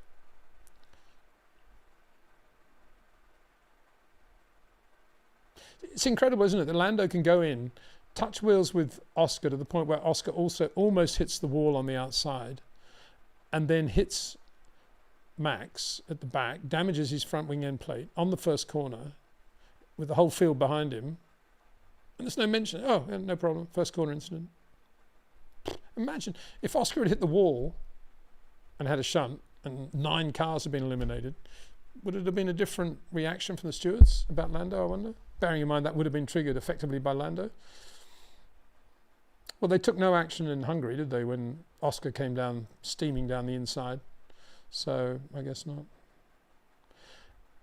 Nick thinks, hi Peter, what do you think of Ocon? And why do you think people have so much hate towards him? I don't understand it. Even as a massive Fernando fan. Do they? I don't hate him at all. He's a good bloke. I like him. Who hates him? This is the trouble, you see. Too many people, too many of you watch, listen, read social media or whatever you do. I don't know. How do you get that impression that people hate Ocon? I don't. I did predict that he and Gasly would not get on at all at Alpine, which wasn't difficult to predict, was it? 2 Frenchmen, they'd never really been mates anyway. But now, I'm surprised to hear you say that. I don't like that hate word anyway. And I think he's good. I think he's very good. I think he needs, when he won a Grand Prix, I think maybe he thought, he went into the realm of, I'm as good as anyone out there. I just need the car and the team and everything to get it, to win more races, as distinct from, yeah, I was a bit lucky that day, but things went my way. I drove well. I've still got a lot of areas in which I need to improve, and I'm going to do that in a very humble way. That would have been the right reaction, I think. And maybe he didn't do that because, as soon as you win a race, there's so many clattering voices around you telling you how wonderful you are that it's kind of difficult not to listen to them, I suppose. So, yeah, I just think he needs proper, getting around to saying, proper management, I would guess, and somebody to, just keep him calm and show him how good he is, remind him how good he is, and to work on the areas where he can still improve. But I think he's good. I wouldn't have said he's, I'd say he's got the potential to be, somewhere near Carlos Sainz. I think he's that good. But he's not doing that because, unlike Carlos, who did a very good job at Ferrari of sort of looking in the mirror, realizing what he needed to do in order to become a lot more consistent and to drive within a sweet spot of what he has. I don't think Ocon's ever done that, but I think he has the potential to be very, very quick. He just needs consistently quick. He just needs to find that sweet spot of managing the way he drives in a consistent way. And he's for sure there are things he can learn from Oliver Bearman, but I wonder whether he is. That's what I'm really getting around to saying. In the same way, Bearman for sure can learn some things from Ocon. I'd imagine Ocon's view is, I've got nothing to learn from this guy. He's a young rookie or whatever he is, and I'm Ocon. I imagine. I don't know. That's how I guess it is. Arnab Daz says, I still think Oscar will take the title. Well, as I said, to Cameron, as I said in the video, when you've got a points lead going into the closing stage of the championship, it's quite a comfortable thing to have, isn't it? Because the bottom line is, if you're both out of the race, that's a big step forward for you. So not going any further with that line of thought, the odds favour Oscar, definitely. I don't think McLaren, well, I was about to say I don't think McLaren will do anything to stop that happening. Of course, they'd like to see it closer, maybe going into the last race, but I don't think they'll do anything to hinder it. But maybe they will. Maybe the big key to Oscar's race in Singapore was to stop first, and we'll never know because Lando wouldn't allow it. And we are there. We're at that point now. That did happen. So maybe you got to say now, it's Lando's to lose. Ashen Sandaruan. Hey Peter, why don't we have Formula One races in snowy conditions? It'd be interesting to see how they solve different challenges. Like Jim Clark at the Eiffelrennen 67, which I showed the picture of a couple of live streams ago, with snow on the side of the track and ice on the curbs, and Jimmy out there leading in the Lotus 48. Well, we have rallies, don't we? I'm going to go to the Rally of Sweden next year, I think. Like you, I want to see those big snow drifts, and I want to see them bouncing off them side to side, and I want to see all the stuff in the air. I haven't done the Rally of Sweden. I want to do it. Finland's brilliant, but it's midsummer, and it's, it is what it is. But Sweden is winter. I did the Monte Carlo this year. I was a bit disappointed with it, actually. It's a bit sort of, I don't know, a bit messy. But Swedish Rally I'm looking forward to doing very much. And that's my tick that box in terms of racing in the snow. Why don't we have Formula One in snowy conditions? Well, I mean, why don't we have Formula One in very wet conditions, you may well ask. And that's because the extreme wets go off so quickly, the tyres, that they just think, well, put the safety car out. And so we have the safety car, as we did at Spa and various other races. And, Spa, Eau Rouge is difficult, as Mark Slade pointed out. But at the end of the day, people love wet races, I think, in general, and most of the drivers do. And so, therefore, we should make more of an effort, I think, to have more wet races, at least. Racing in the snow? Wonder what the visibility is like from the back of the diffuser with the snow coming out the back. Snowplow. Interesting. Zishan Afsar. Peter, do you think Ferrari have a decent chance next year with Serra shaping the design of the 26 car? Also, what do you make of reports Leclerc's camp are looking around at other options? Well, I'm sure Charles Leclerc would love to be at Red Bull or Mercedes or McLaren or Aston Martin, but I don't see him getting into any of those teams. So, of course, they will always sniff around, but I can't see him leaving for Ferrari for any team other than those four, and I don't see those four being open to him. So that's the end of that one. Yeah, I don't know. I've no idea. They've got a good wind tunnel. They've got for sure, they've got a great team in the CFD department and wind tunnel department. Whether or not that is the key anyway, I don't know. I mean, maybe it's going to be the power unit and the way they manage the power unit, and the electrical side of it is going to be more important than ever than in the history of Formula One. And even if Ferrari have a great aero package, it may not be enough, who knows, to beat a Honda or a Mercedes power unit. There are so many unknowns for 26 that I can't really offer an opinion on that. What I would say was that I think if Adrian Newey had been there since March, I think I'd feel a lot more confident if I was Charles Leclerc about where Ferrari were going to be in 26, that's all. Arnab does. Peter, I put a question yesterday. How did it get deleted? Yesterday? I've just started at the top, Arnab. Sorry, mate. I don't know. I didn't delete it, that's for sure. Zishan Afsar. Peter, if Vassar Ferrari struggle next year, do you think there's a chance Ferrari would look at bringing in Horner? Yeah, well, I mean, there'll always be people out there saying we've got to have Christian Horner or Ross Brawn back or whatever it is. And as I said, when this all came up earlier in the year, they might as well keep Freddie Vasseur because the damage is done now. The real thing that Freddie Vasseur needed to do, his job, to justify his job, he needed to say to John Alcon, Adrian Newey, don't want to hear any more discussion, we have to have him. Lewis Hamilton, yeah, if you want it, but Adrian's the priority. But I'd really like to keep Carlos Sainz because he's a great counterpoint to Charles Leclerc. We really don't need a superstar here. We just need to focus on the engineering. He didn't do any of that. And because the damage is now done, it doesn't really matter whether you're Christian Horner or anybody else. What do you do when you come in? You know, if Christian Horner went to Ferrari, I can tell you now, that's not going to change it for Adrian Newey. He's going to stay at Aston Martin. So unless Christian brings with him something completely amazing, like, well, it depends where Ferrari are slow next year. If they are going to be slow, is it going to be the power unit? Is it going to be the aero? Where is it going to be slow? If it is going to be slow. And if it's the power unit, you know, maybe if Christian says, I can bring Andy Cowell with me and 10 of the top guys from Mercedes, then maybe Christian will get in at Ferrari. But Christian himself, just coming in, what's he going to do differently to Freddie Vasseur? He might be a little bit better at people management. He might be a little bit better at, you know, on-call, leaving it to the guys on the pit wall rather than relying on the strategy people. He might be better at this, better than that. But that'll be tiny things that won't make an overall difference in the package because, as I say, the main elements are wrong at Ferrari at the moment, and it's going to be very difficult for them to come out of it right. Walun Yo. You're my man, Pete. How's it hanging? Yeah, good, thanks. Do you feel Formula One is getting over-sanitized by regulations and everyone is getting so sensitive through over-analysis and drama? I do, 100%. And I think, you know, I just in my chat with Mark Slade, which hopefully people have listened to and watched. If you haven't, it's sitting there on the channel to watch.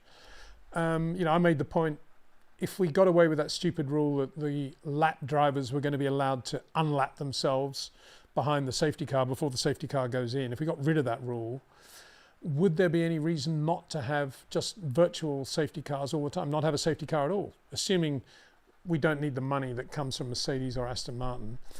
And he said, no, there wouldn't be, actually. And he's not a litmus test of the Formula One paddock, but I'd be willing to bet nobody's even thought of that because they just assume the safety car's a thing. We've got to have it. But we have a virtual safety car. Why don't we have that? It's much fairer. And if we had a virtual safety car that blanketed the circuit and controlled the speeds when the track goes red, Oliver Behrman wouldn't have had that incident he had at Silverstone. With just virtual safety car, everybody comes in at whatever speed. And it's much fairer anyway.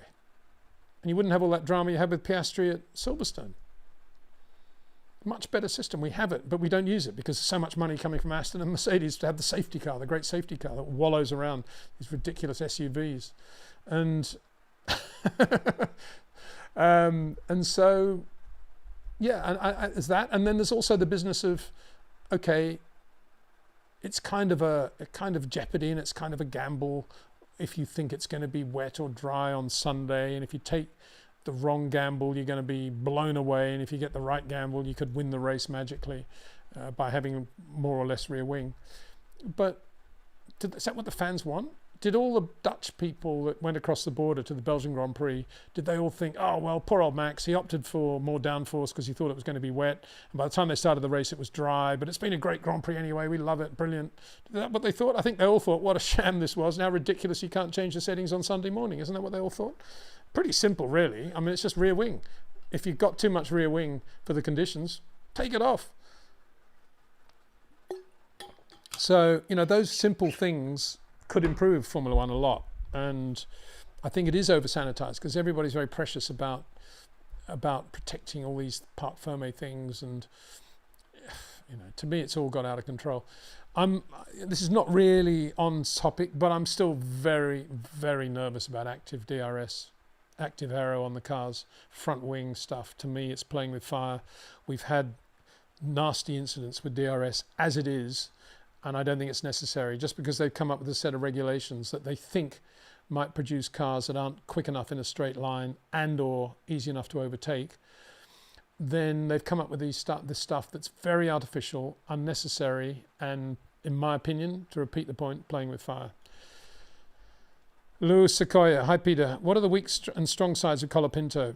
Strong sides, very nice guy, big heart, courageous, comes from a great country, got a lot of friends and history and love of Argentina. Good car control-ish, and not afraid to go for a gap. Works hard, keeps his head down. Good manager behind him. Weak points, spiky inputs on steering, throttle and brakes. Turns in very wide, which necessarily means he has to brake as late as possible and get the power on as soon as possible, none of which is rewarded by his spiky inputs, and therefore has very little ability to manage the variables, changing track conditions, crosswind, track going from wet to dry, dry to wet, and tyre management. All of that could be solved if he softened his inputs, and therefore as a result of that started to turn in a bit earlier and create a bigger sweet spot just before the rotation point. But so long as he's driving to a geometrical apex on a very wide entry, I think he's always going to have the issues that we're seeing at the moment, unless he's in a very, very good car with a high level of grip relative to the opposition. Then of course, like every other driver on the grid, he could drive it very well. But if in terms of driving a bad car, that's always what will show up with Colapinto, I think. And yeah, I'm sorry, I need to throw in one other thing there, and I think this is a weak point: an inability to learn. He's not learning from his own mistakes, and he's not learning from the way Max or Charles drove bad cars. He's still driving the way he's always driven, which I think is not clever, really. You've got to be very honest with yourself and learn from other people and other drivers. He's a bit like Liam Lawson, I think. I don't think he's got Liam's car control though. I think Liam can hold a car. I think if it was a 6th gear corner with a blind approach with a serious crosswind that had come up since the lap before, I think Liam would be more able to catch the moment than Colapinto. I may be wrong. I don't know why I'm saying that. I just get that feeling he's a little bit more fragile on the limit than Liam. Less confident maybe.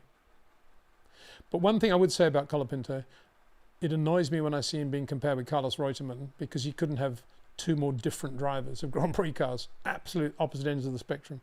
Carlos, I don't ever remember Carlos driving the way Colapinto drove, ever.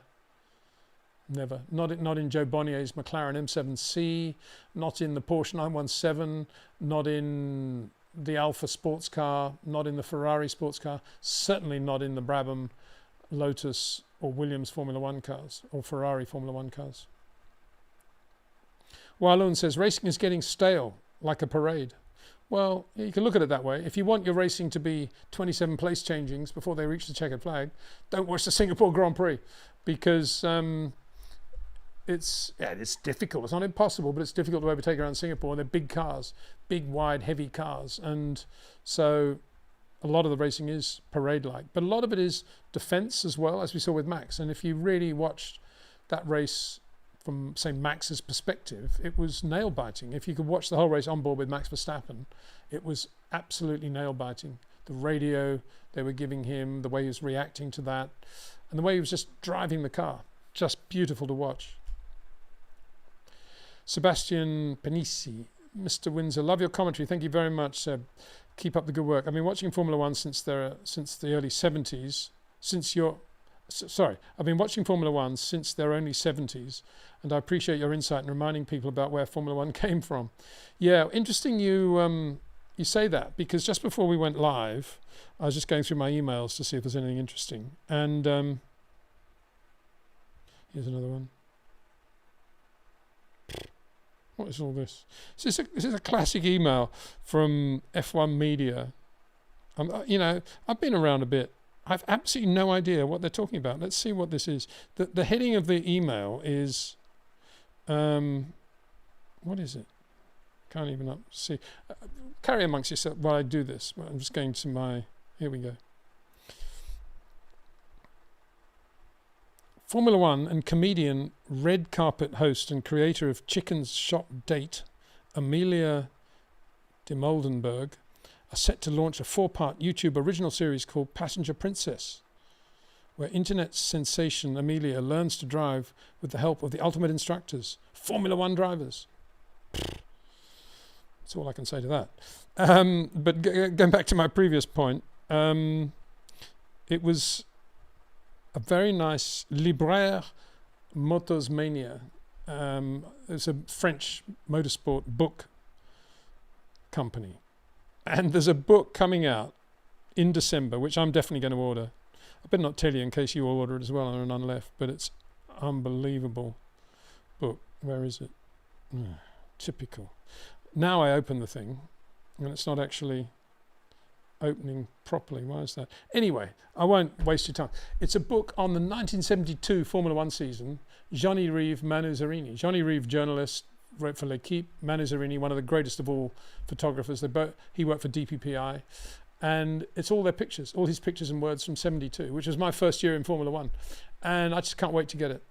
Not only Formula One, there's Formula 2, sports cars, Formula 3, everything. It's going to bring back so many memories that I'll be lost. Anyway, that company, that's coming out in December apparently. I think it's just called Formula One 1972, something like that. Great. So yeah, going back to your point, the 70s, I love the 70s. Well, I love the 70s. It was my era in terms of starting out as a journalist and being there. And everything was in bright colour and there were real people, as distinct from black and white in motoring news, from one day to the next, literally. It wasn't as if I was in Europe and I'd gone to quite a lot of races as a kid. I was in Australia seeing everything in black and white in motoring news. And the next minute, I was walking into the Kyle Army Ranch with David Phipps, out to the swimming pool, and being introduced to Clay Regazzoni, Jackie Ickx, Mario Andretti, and Peter Revson. And in the background, up on the hill, they were going around the Kyle Army circuit, testing. That was how I got into Formula One. And Colin Chapman was there. I was very lucky. I was talking to my friend Nigel Roebuck a couple of days ago, and he was reminding me of how he often says to himself, we were just so lucky to be around when we were. And it's, yeah, you could say it's old men just sitting around saying, oh, the good old days. But it's not, I'm not saying it was better. I'm just saying it was brilliant. It was absolutely brilliant. And to some extent, having a YouTube channel and just doing Formula One like this and having interface with good people like yourselves is also brilliant. If you think about the technical achievement of that, not from my end, I just mean that the YouTube platform itself and how it does enable us all to be able to do what I'm doing right now is astonishing. It's just as much fun in many ways. You know, I never look back and think, oh yeah, they were the days. I always, and Jack, my son Jack, we have this funny thing because my wife's Colombian, and we look back sometimes at pictures when he was a baby or whatever, and she says, oh, happy days.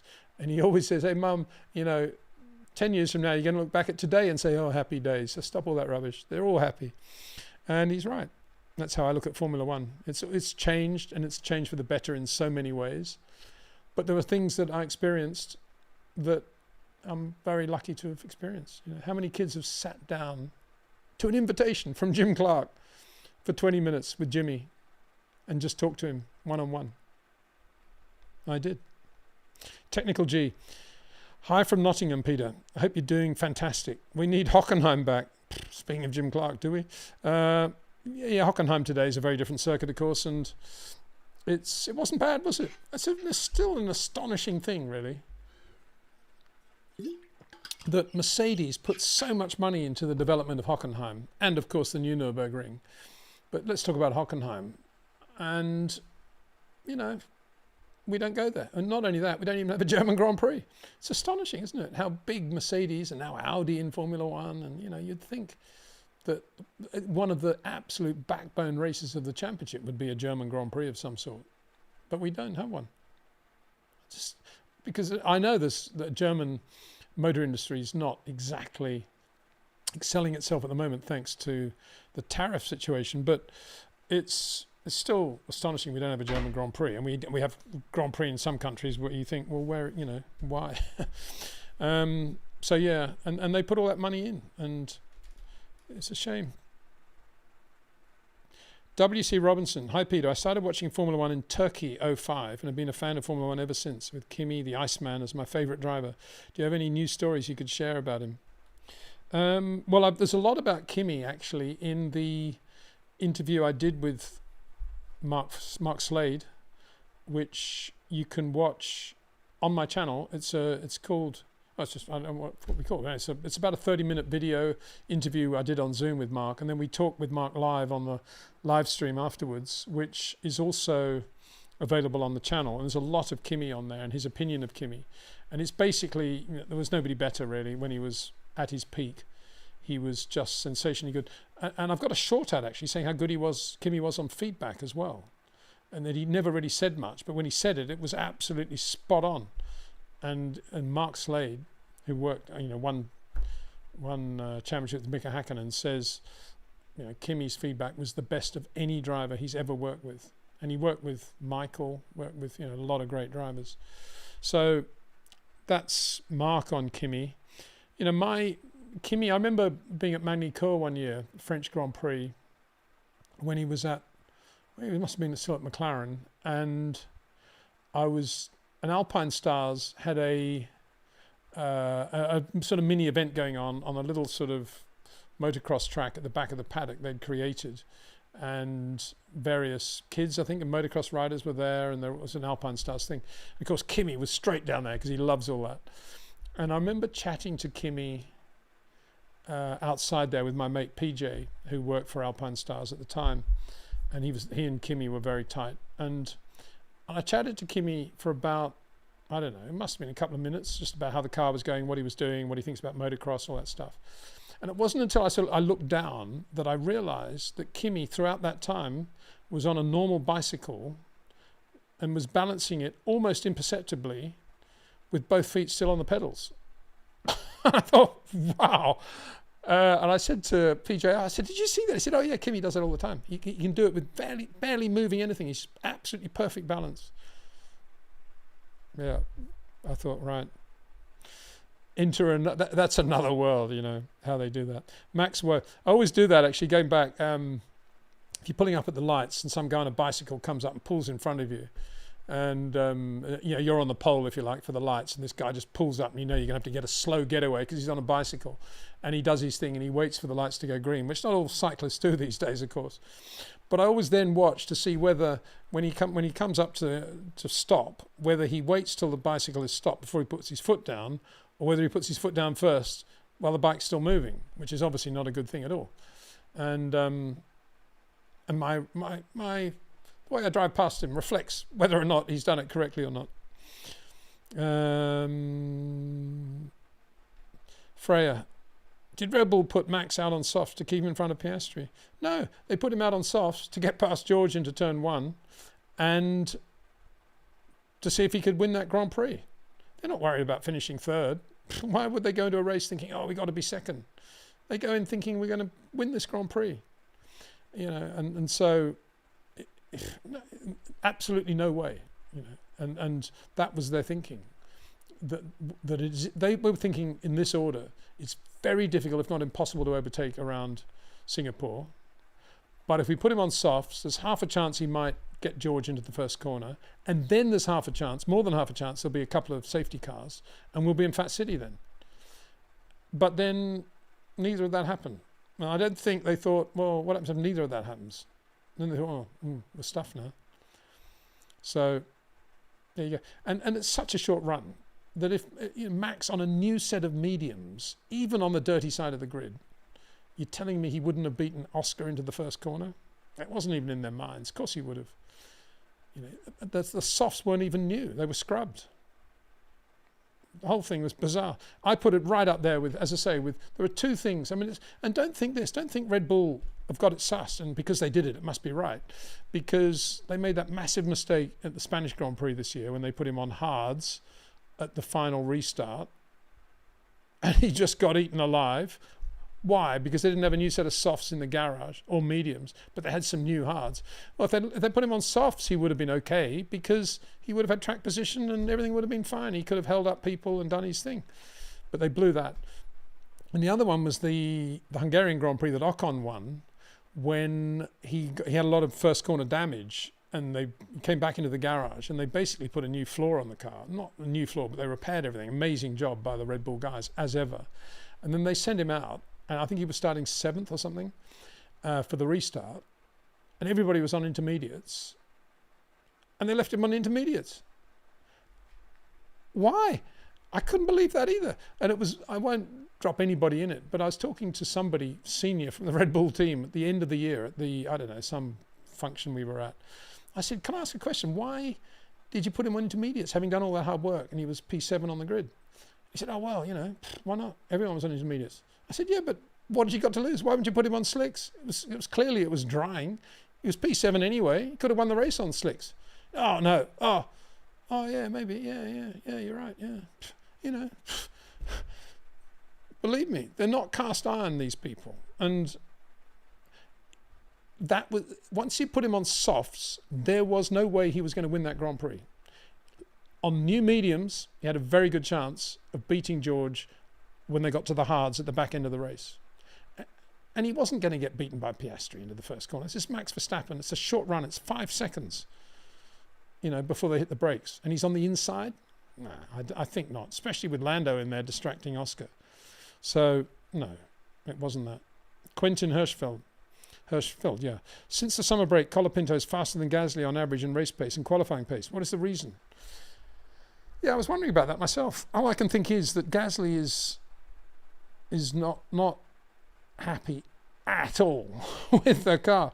And, I've had a couple of well, again, I won't drop anybody in it, but a couple of times I've heard that Pierre has said something like, this is without doubt the worst Grand Prix car I've ever driven in my life.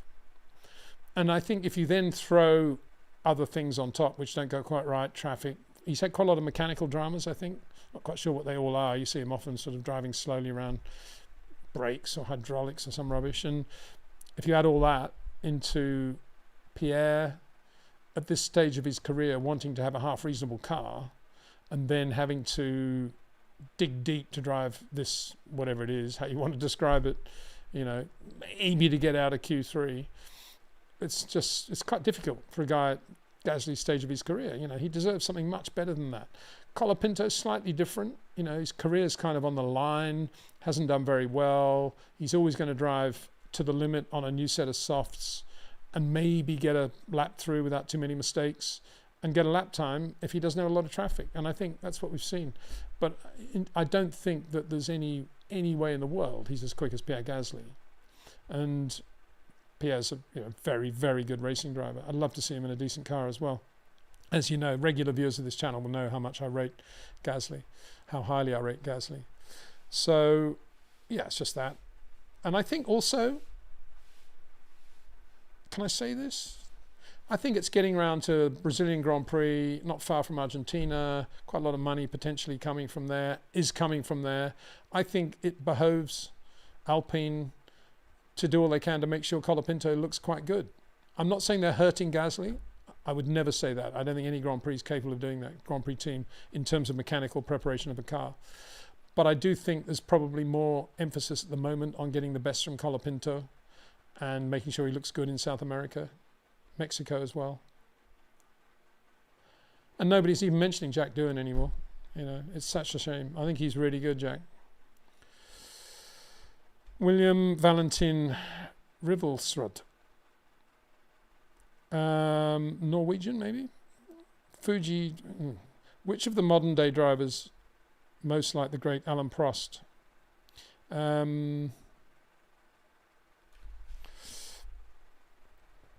I would say Max Verstappen. Yeah. I think Max is a bit quicker than Alain, but in terms of the way they drove, very similar. Alain in his early Renault days, and certainly going through into 88,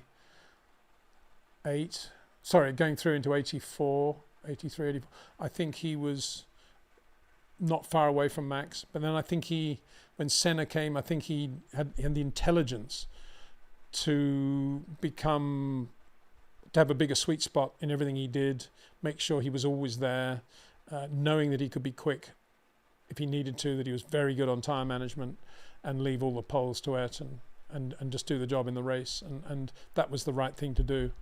And I don't think and that's when I think his level of pace dropped, and that's why I say Max I think is quicker. But in terms of the way they prescribe a corner, very, very similar. Max and Alain Prost, very similar. TimePod says 7 races until Checo's return.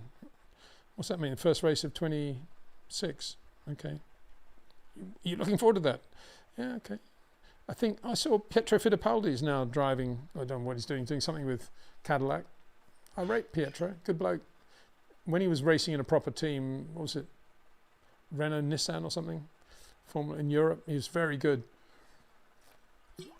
We've never really had a chance to see what he can do ever since then. He's had lots of time in various cars, hasn't he, with Haas and stuff, but Sims anyway. But good to see that they've got him there. But yeah, I guess it's 7 races until Valtteri's return too. Is that case? Nick Fix, what do you think of Jacques Villeneuve calling Mario Andretti the greatest of all time? Well, I applaud that, and I think that's great. And I suspect in Jacques' mind he's thinking, to win the Indy 500 and the Formula One World Championship is a very rare and brilliant achievement, i.e. he did it, and Graham Hill. And that's why, it's one of the reasons he's probably selected Mario, because Mario also went on to do so many other things as well. So, like get the pole for his first Grand Prix. Actually, Jacques did too. It's interesting, isn't it? I hadn't thought of that. How many drivers have won the Formula One World Championship and the Indy 500 and got the pole for their first Grand Prix? Jacques Villeneuve and Mario Andretti. No wonder Jacques said that. The only surprise is he didn't say he was, I suppose, but even Jacques wouldn't say that. So, no surprise. And of course, Mario, I wouldn't say the greatest of all time, but certainly one of the greatest. Mike Dudson, great British journalist, does not like the misuse of the word fantastic. He likes it to be related to the word fantasy. And he certainly doesn't like the cliche one of the best of, because he thinks it's a cop-out.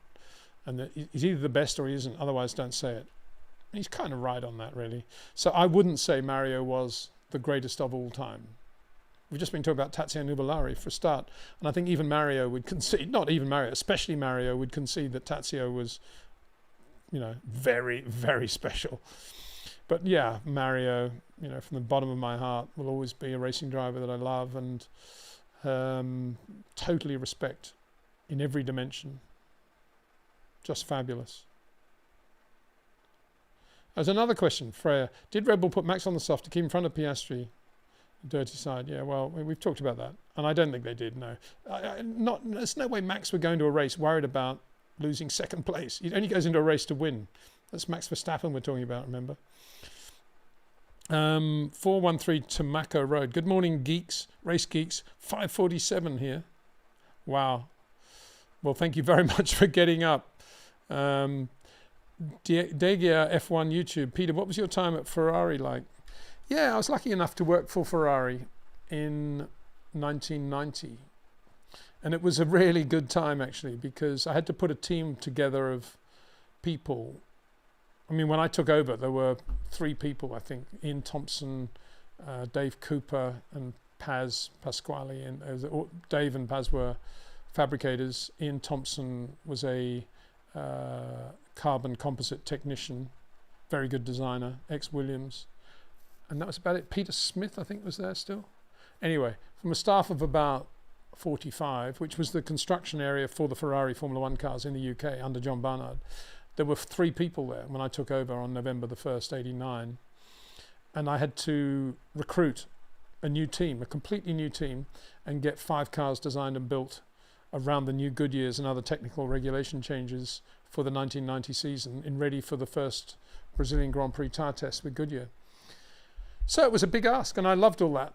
And you know, I love that. It's one thing I love is getting the best from racing people who love racing and got a background in other industries, but applying it to Formula One and getting the best from them, finding the right slot for them, and it all happened. And I think we produced a very good race car in 1990 for Alan Prost and Nigel, and we integrated a lot more the facility in the UK with Maranello, and to the point where I had a lot of, you know, lots of Ferrari memorabilia and history in the GTO factory in the UK, which was not there in the Barnard era. It was all around sort of Barnard's area.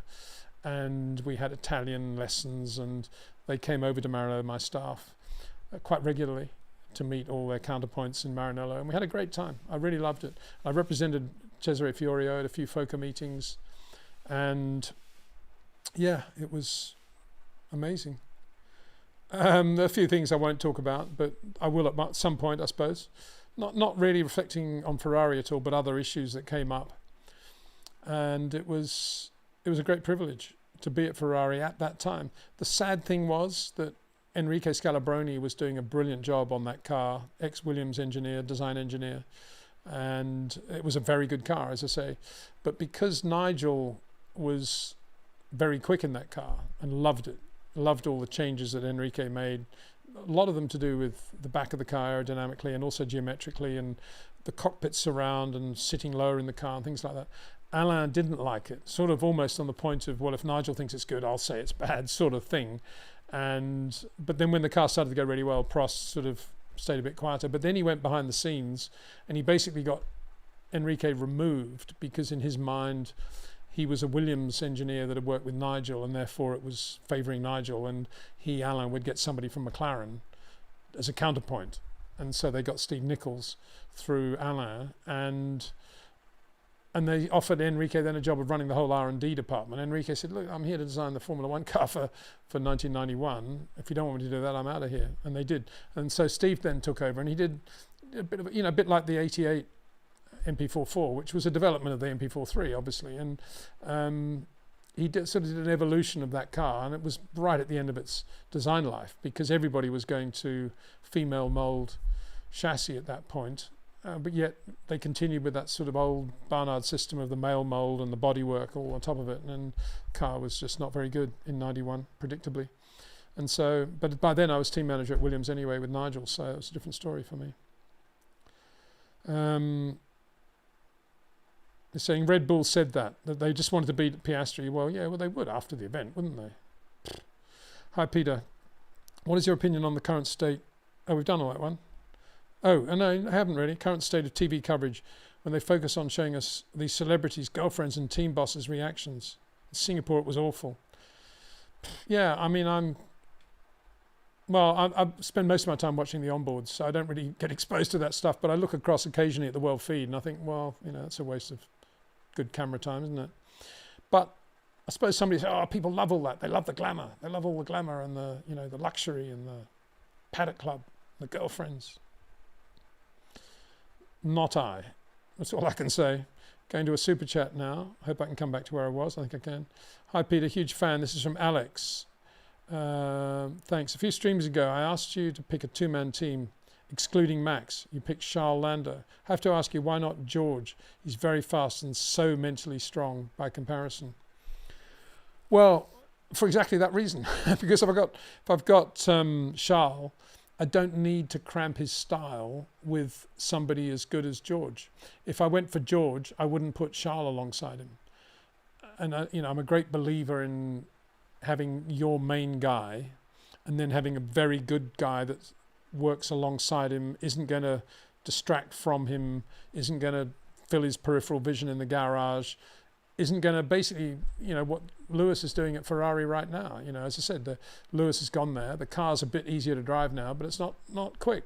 And it will get quicker, things will change. But at the moment, they're not in a good shape. And exactly the reason you've said, because George is very fast and so mentally strong, he's the last guy you put alongside Charles Leclerc, in my opinion. That's the way I would run a team. So I would go for somebody like Lando, who's much more malleable and will do a very good job nonetheless in his own right, but wouldn't be a problem for Charles Leclerc.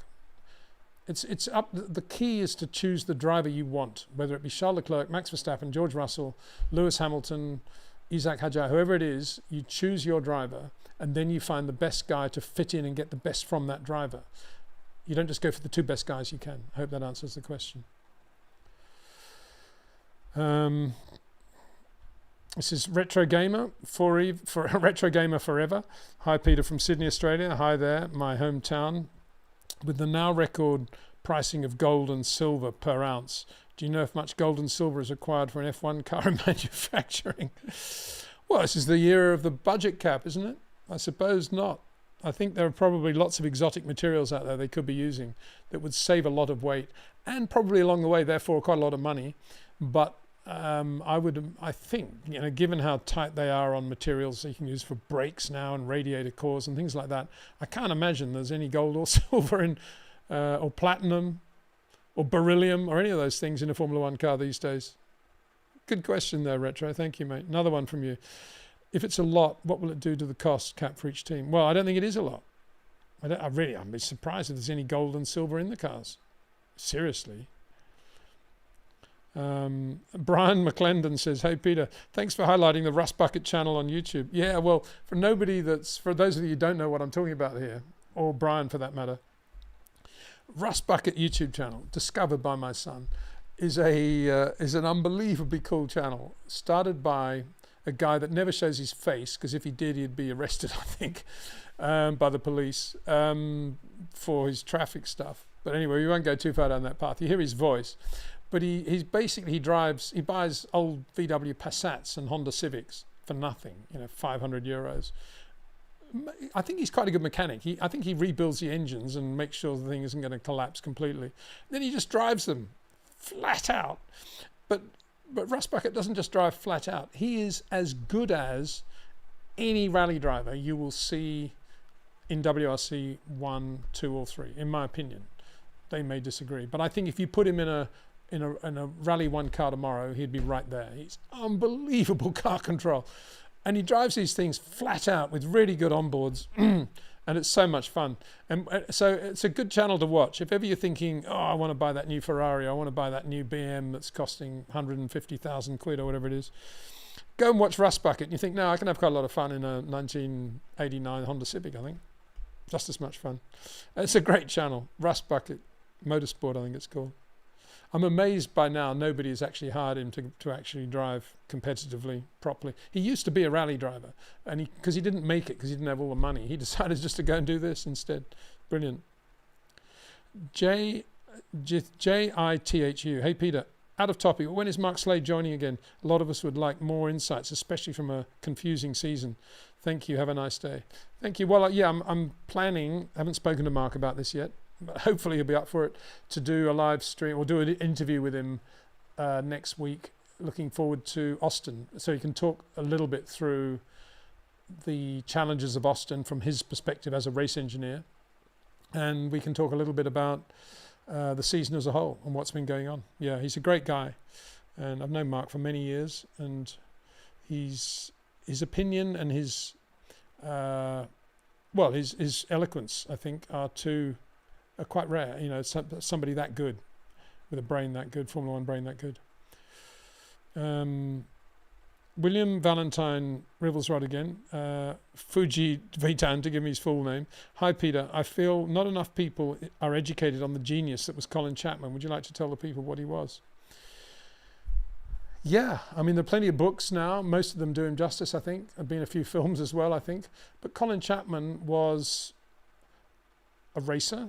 He was a very good racing driver, very fast racing driver, to the point where he was actually hired by Van Wall to race in, I think it was a 58 French Grand Prix, and maybe in 57. He didn't qualify, but that's how good he was. And he certainly, in terms of sports car racing, touring cars, he was up there with Graham Hill, Roy Pierpont, all the very, very good, Roy Salvadori, all the very good touring car drivers. So that's the first thing, very good racing driver. He always wanted to design and create his own racing cars as well. And he did that throughout his life, really. I mean, that was it. That was his burning passion. And he didn't do it for the money. He didn't do it for the fame. He did it because he was a racer and he just loved racing. And every year he would sell the race cars in order to finance the following year's race cars. And so it went on. Of course, he then expanded the business, Enzo Ferrari-like, and built road cars, beautiful road cars, and continued to finance his racing that way. And he was, I think, latter stages of his life, I think he began to wonder why there were a lot of very, very wealthy people around, and he hadn't perhaps done quite as well as he should have out of it all. And I think he went off the tracks a little bit with a guy called David Team, who was Essex Overseas Oil Corporation, running out of Monte Carlo, make of that what you will. And then he got involved with John DeLorean, and various other things. But that's not how I remember Colin, and I knew Colin at that stage as well. He was just amazing in terms of the originality of his brain, how he thought through problems with race cars, what he expected from the people that worked for him, be they mechanics, racing drivers, giving 110% all the time. All-nighters were just a way of life at Lotus. But the results were spectacular. He built cars very much on the limit. The ideal race car famously fell apart after you take the checkered flag, and that's a function of lightweight and running things absolutely on the edge. But Colin was a racer. He was always going to do that, and Jim Clark knew that. That's why I love Colin Chapman. And Jimmy's accident at Hockenheim in '68 was not caused by a Lotus failure. It was a tyre failure. It was nothing to do with the Lotus. And Jimmy always had faith in Colin, and he built these beautiful racing cars, and Jimmy loved driving them. And he had this combination with Jimmy, which he then kind of continued with Mario Andretti, Emerson Fittipaldi, and so forth, others. But the most amazing story I can tell you about Colin, or most edifying comment really, is a conversation I had with Sid Watkins a couple of years before he passed away, the Formula One doctor, in which we were talking about Colin, and we were talking about, I don't know where we were, Canada, I think, and we were in the car together, and we were talking about Ronnie Peterson's accident at Monza in '78, and how basically he died of a broken leg. That's ultimately what he was. They gave him too much anesthetic, and he got a embolism in the bloodstream, and that was it in the middle of the night. And because he was over anesthetized, his body couldn't react to it, and other things as well, lack of support. And we were talking about this, and Sid said, the amazing thing, Peter, is that in the Canadian Grand Prix, which is the first race Lotus did after Ronnie's passing, Colin cornered Sid in the lobby of their hotel and said, "Sid, tell me exactly what happened. How did that happen with Ronnie? How could that have happened?" And Sid explained in much more detail, obviously, than I was able to just then, what had happened with Ronnie. And this is Sid now talking in the back of the car with me next to him. And he said, the amazing thing was, I came down to breakfast the next day to the coffee shop in the hotel, and Colin cornered me again and said, "Look, I've been up all night thinking about a way we could prevent that happening in the future." And he gave Sid 4 or 5 sketches of the way various valves and tubes and things could be used in an operation to prevent that happening, and did very detailed drawings of it all, and with an explanation by everything. And Sid sort of looked at it, and he said to me again, just chatting, he said, I looked at it and thought, wow, it's amazing, and didn't think too much of it, and didn't do much with it, he said, regretfully. And then a couple of years later, I think it's the Lancet, the medical journal in the UK, came out with this procedure that should be adopted in cases like Ronnie's. And Sid said it was almost exactly as Colin Chapman had outlined. Isn't that amazing? And that was the genius of Colin Chapman. And it extended to boats, to aircraft, to design of houses, obviously to road cars. You know, I've got an Elan, I've got a Cortina, and when you look at them from certain angles, you see, yeah, that's Colin Chapman in there. Yeah, there are other designers, you know, Ron Hickman, those people with the Elan, but you see other things, you know, that's Colin Chapman. And he was just the most amazing man, full of energy, always happy to talk because he loved racing. And his philosophy with journalists like me, annoying journalists like me, was the more Peter understands about what I'm doing, the better job he's going to do writing about it. So it's in my interest to make sure he does understand. Completely contrary to the way the Formula One teams think today, of course. But that was, you know, Colin, and good luck to him. Great guy. Hi, Peter. Been a while since I caught you live. Love your takes on how motorsport should be. Would you ever consult on a fictional portrayal of the sport? I'm working on it and would love your input. Yeah, give it a go. That's the same. That's from 431 Tobacco Road. Yeah, you know. I think fictional portrayals of the sport are, in a way, they're unnecessary because there are so many things, just like that incident I've just been talking about with Colin Chapman, which all you need is a reenactment, really, a proper reenactment of the whole thing, you know. And there are so many gems and jewels of human nature that I've experienced in my time in Formula One, in the pit lane, talking to even, you know, mechanics, whatever, truck drivers, you know, all of those guys have these lives that are just incredible. And that's just why I always say, you know, to me, Liberty are missing a trick in just focusing on the glamour and the girlfriends and the, you know, the Drive to Survive drivers and all that stuff, because there's so many stories to tell at the other strata of the Formula One package. William Valentin again. Hi, Peter. With Franco on the grid now, if he can keep his performances up, maybe he will get the Argentine Grand Prix back one day. Yeah, maybe. You know, we'll see. I mean, with Trump having put, I don't know, 70 trillion or something into Argentina now, at a time when Argentina's selling all its soybeans to China, the whole thing seems a bit screwed up, doesn't it? I don't know what's going on there, but we'll see. I mean, I love Argentina because of my time with Carlos, and you know, he was a senator for many years as well.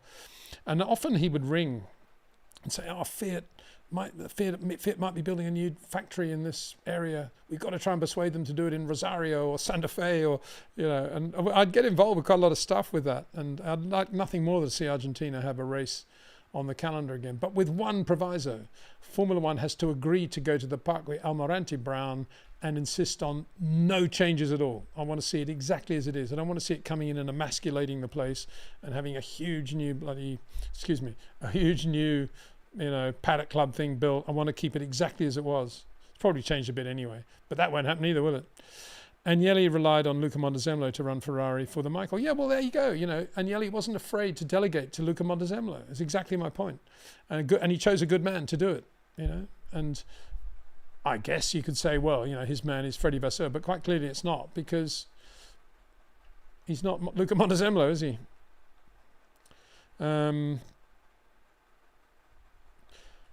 William Valentin again. Is there other ways to learn a driver to get short corners like Carlos Sainz, or are they almost stuck in their ways?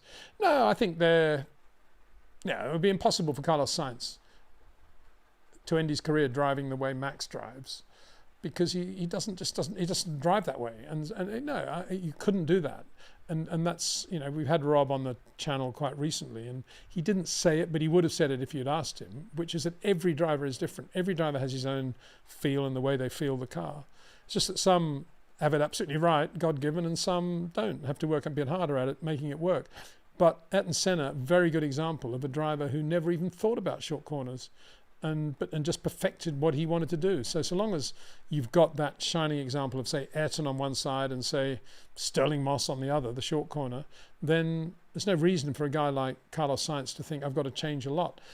And Carlos, in my opinion, has done a really good job of working within the confines of a long corner, late braking driver, and finding a sort of a nicely molded sweet spot that gives him some room to maneuver, and that's why he's doing so well now. And a lot of that is hard work, and he did all that at Ferrari, the last 2 years at Ferrari alongside Charles. But prior to that, he was making a lot of mistakes, but he wasn't in the last couple of years. And I think he's done well to sort of live through the you know, the mess of the first half of the year with Williams and still come out more or less the same driver as we saw in Singapore. Brilliant to see. And obviously in Baku, even better. Drew Carey, hi Peter, hope you're well. Can I ask why would McLaren play pit stop games with Red Bull instead of focusing, knowing they messed up the previous 2 weekend pit stops and then they mess up Oscar's pit? Yeah, well, you know, I think they would argue we were focusing on what we do and how we wanted to run that race, and we were just we just wanted Lando's opinion on how he felt about his car and his chance of passing Max. And we didn't want to jeopardize Lando's chances of passing Max just for Oscar to defend against Leclerc. So we basically had a big roundtable discussion in the middle of the race. I think it was just bad, messy management myself. I mean, those sorts of things, to repeat the point I've made many times, should be on an agenda before the race, because it wasn't that difficult to predict a number of different scenarios around either Oscar being in front of Lando or Lando being in front of Oscar, and where the Ferraris might be and what they might do vis-a-vis George and Max. I mean, you've got a limited number of variables there. You might as well just make a decision before the race what you're going to do. Why would you have that sort of roundtable discussion there? Yes, you could say state of tyres right now, state of the car, do you need more flat, this or that, and you can filter that in. But bottom line, all those scenarios are there to be envisaged before the race. So why aren't they doing that? Joseph says, I still feel Sir Lewis is a better driver than Max, with all due respect to both drivers. Can you speak on that? Well, he certainly has the record, and he certainly was as good as Max, if not better, up to 21. But I think, unlike Max, he went into this sort of deep pit of shock at 22 onwards at Mercedes of a car that was really bad to drive. Not only understeer, oversteer, no grip, unpredictable, but also bouncing, which Lewis had never experienced before. In a way, I think the bouncing at Mercedes was probably as bad as anywhere. And I think all that has kind of, you know, left its mark on his driving now. If you then, because he then tried to find ways of managing the car in a Lewis Hamilton type way of making sure you got the best from it and brought it home. And the only way he could do that was to sort of lengthen the way he went into the corners and turn in a bit later and get the power on only when the car felt right and not trust that front end anymore. And that coloured his whole time at Mercedes, on top of which he was no longer the young guy that was out there blowing Fernando Alonso away periodically at McLaren, because, as I said, it's not that physically things change, it's just that you think about things a bit more when you're a bit more mature. Your risk against profit thinking becomes more prominent, and all of a sudden, do I want to have a car with flick oversteer if it's going to give me slightly better front end or not? And you think about it, whereas 2007, if they'd said, oh, we can get a better front end here, Lewis, yeah, give it to me. You know, different things. So he's thinking about things a bit more. And then unsatisfied or dissatisfied with everything that was going on with the car, the development of the car. George Russell, a guy he didn't want in the other car for reasons we've talked about earlier. He wanted to keep Valtteri. And then John Alcon putting out the red carpet for him at Ferrari, his mate. Big money, the glamour of Ferrari, the lure of the Ferrari name for any racing driver. He went to Ferrari and has gone to Ferrari basically as that racing driver that we saw at the back end of Mercedes. And then the big shock came that Charles Leclerc's almost as good as Max Verstappen, and whoa, what's going on here? And the car wasn't that good anyway. And so that's where we find him. Now, does that mean that he's better than Max right now? In my opinion, it doesn't. I think now he's not as good as Max. And I think Max, at the same time, has actually got better in a couple of areas. But I certainly agree with you up till the end of 21. It was a debatable point anyway. But for me, in 21, Lewis was the slightly better driver. But I wouldn't have said that since 21. Dega F1 YouTube, Alex Dunn, yeah, he's just left the McLaren Academy thing, going to Red Bull. Yeah, well, if Red Bull do a move like that, it means they've got this guy in their sights and they're really going to get behind him. So that's a good thing for Alex, isn't it? McLaren, he wasn't really going to go anywhere except Formula E. So, you know, that's a good thing for him. We'll follow him with interest. Have you been watching, this is from Freddie, have you been keeping up with Formula 2 this year? Who do you think will win the title? Does Ferrari deserve Formula 1 team backing? He does. I think Leo is really good. And I've said a few times that probably one of the reasons he drives so well is he doesn't have team backing. He just be himself. He doesn't have to pretend to be some sort of would-be racing driver. You know, he just is what he is, and he's great. And I love watching him drive. And I hope he wins the championship, therefore. I really do. I have a soft spot for Richard Verschoor because, you know, he's good and nobody ever takes him seriously, does he? For sure, as we joked last time. But no, I think the guy that deserves it is Fornaroli, for sure. And I think, and then the teams will probably do nothing with him, really. You know, I don't know. It's difficult to understand the mentality of those guys. I presume he just doesn't have a massive amount of money and that's why they're not getting behind him. But if I was doing a Formula One, any race team, I'd be on the phone to him for sure. For sure. Ivan Borg. Great question, Aaron Lee. Great answer, Peter. I've often wondered if it's realistic to have women compete in the same gear. I'm pretty sure I heard James Voles give a great insight about this. Yeah, I think when you've got women out there doing what the likes of Calderon are doing, and others, not only her, then we should respect that and give help to other girls that want to do the same thing and get out there and race. Why do they need to have their own category? I think it's a bit patronizing, to be honest, but I mean, that's just me. I love the idea of Formula One putting money into it. And I love the idea of Formula One putting money into, but then again, yeah, I'd love to see Formula One putting money into guys as well. Why just women? You know, there are some young guys that don't have the opportunity to race because they don't have the money. So I know it's a politically sensitive point, but for me, I have a lot of respect for girls like Calderon and the way they've run their careers. And as I say, she's not the only one out there doing that. Tamako Road again. Good morning, Peter. Going to Texas, what team and driver does COTA track favour at this point in time? Well, I think you see the Ferrari's going a bit better. There's absolutely no doubt McLaren will still be good there. It's an aero efficiency circuit. So their aero efficiency is still right there and they'll be good. Definitely be good. Max, we know the Red Bull is a better car now and I don't think he'll be far away. Difficult. I think, how will the McLaren be race? No, I think Max can take the race to McLaren at COTA, definitely. I don't know, I'm completely confused by Mercedes, just as much as they are, and George's. In theory, they should go very well, I guess. But if you go incredibly well at Singapore, are you going to go that well in COTA? Answer is, we don't know. So obviously, Mercedes will be there or thereabouts, I would guess. I think the main things will be Ferrari should be better than they have been of late.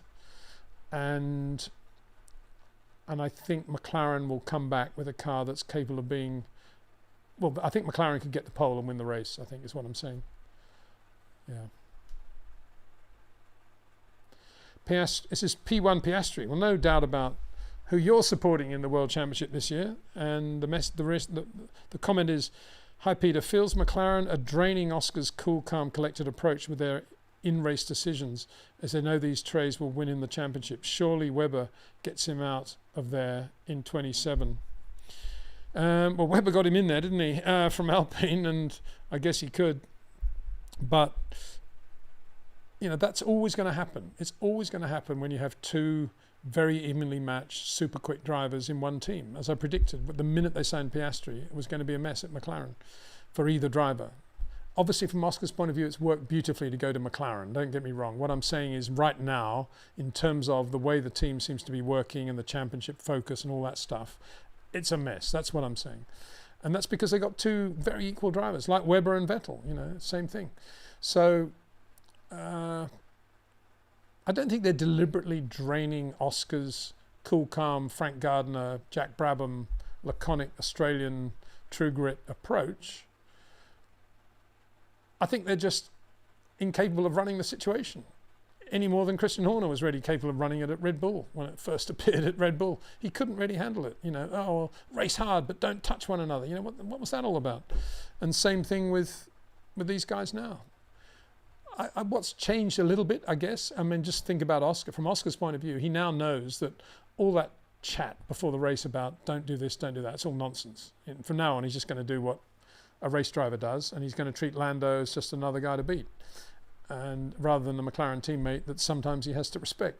Unless, of course, it's in a really inconsequential situation where he's on one tyre, Lando's on another, and it's for P3, yeah, no big deal. But I'm talking about if it's for the race lead at any given race coming up. Oscar's just going to be a race driver now, and it's going to be good to watch, to be honest. And then there's Max, who won't forget Lando either, and what happened in qualifying. And then there's the fact that Oscar has a points lead anyway. And from Oscar's point of view, it was pretty cool that in that race where Lando did all that, that actually he got beaten by George and Max. That did, he'll be quite pleased about that, won't he? Very. So, yeah, it's ridiculous it's come down to all that, but it was inevitable, as I said from day one. If you wanted a happy team where it was all going to go in a logical way, you had Lando and Daniel Ricciardo. There's a super chat saying there's an SRO race in Barcelona this weekend. Max might race there in his Aston or coach his drivers. Lulham, King, Vermeulen. Yeah, well, why not? More fun than doing interviews with Vogue magazine, I would have thought. Ivan Borg, can't be a racing driver if you're not somewhat cocky. Lando spends a good chunk of his interviews dodging questions about being too nice. Wasn't too nice in Singapore, though. Yeah, well, I don't think Lando really knows what he should be, does he? On the one hand, he's tries to be just himself and have a laugh. On the other hand, he realizes he's got to be a tough racing driver and make sure he beats Oscar Piastri. And then, should he be doing interviews like that anyway? I don't know. It's all... As I say, I would have, if I had Charles Leclerc, I think Lando would be pretty good in the other car. The problem is McLaren are running him one-on-one, eyeball to eyeball with Oscar Piastri. And that's where all this drama is coming from. DBY, what are the chances of Oscar leaving McLaren in the next few years? Well, if Lando leaves McLaren, then Oscar may well stay there, of course. So that's one thing. Secondly, he would only leave McLaren. Bear in mind, from Oscar's point of view, Lando's not that difficult to beat. Now, would he really want to go to Red Bull and have Max in the other car, or Ferrari with Charles in the other car, or Mercedes with George in the other car, or McLaren with Lando in the other car? If you're Oscar, you'd think, well, the McLaren Lando option, thank you very much. Not that he's incapable of taking those guys on or would be scared of it, he's not. But Oscar, he's not Max Verstappen, he's not Charles Leclerc either. Nor is he George Russell. So it's easy to say, oh, I want to go somewhere else. But where would be better at the moment? JS says, hi Peter, thanks for the insightful analysis. Was Singapore Lewis's most assured performance in comparison with Charles? Why did Charles say he struggles to drive with understeer more than others? Well, because Charles' way of driving, like Max's way of driving, and Max's problem in the start of this year with the Red Bull was that he had no front end. The whole point of being a short corner driver who can do what Max and Charles do is that you've got to have a decent front end. Don't worry about the back, flick oversteer, whatever, don't care. Unstable rear, we can handle it. Give us the front end and we're done. And what's happened at Ferrari is that they've obviously given Lewis a better rear, which has killed the front. And now Charles finds himself just being another racing driver who can't get anything out of the car, out of the ordinary. So he's just sort of going the same pace as Lewis, and Lewis is not comfortable in the car, and occasionally goes quicker, occasionally goes a little bit slower, and there you are. That's where you're at. But the whole level of performance has come down from where Charles would have it if it was just a brilliant front end on the car. That's what's happened. And why does he say he struggles to drive with understeer? Because it's slow. Anybody that likes understeer is only doing that because they just want the car to be pretty stable and not surprise them at all. It's just a slow way of driving. That's what's going on. Again, if it was Carlos Sainz still at Ferrari I guarantee Ferrari would be a quicker car right now, or have a better front end anyway, because it would be going in Charles' direction.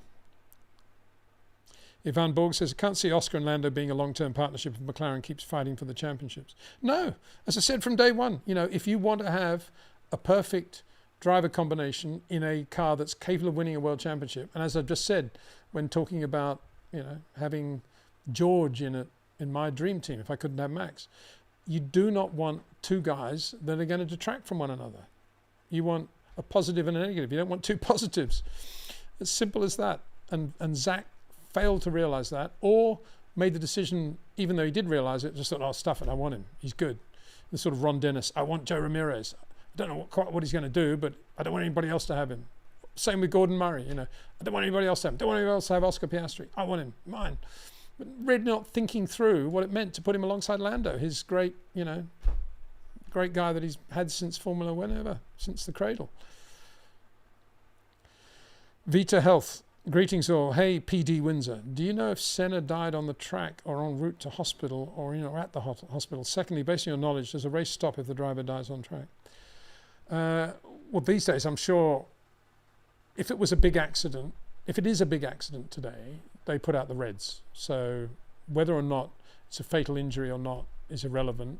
It'll be based on the enormity of the accident, and what effect it's had on the fencing and everything else.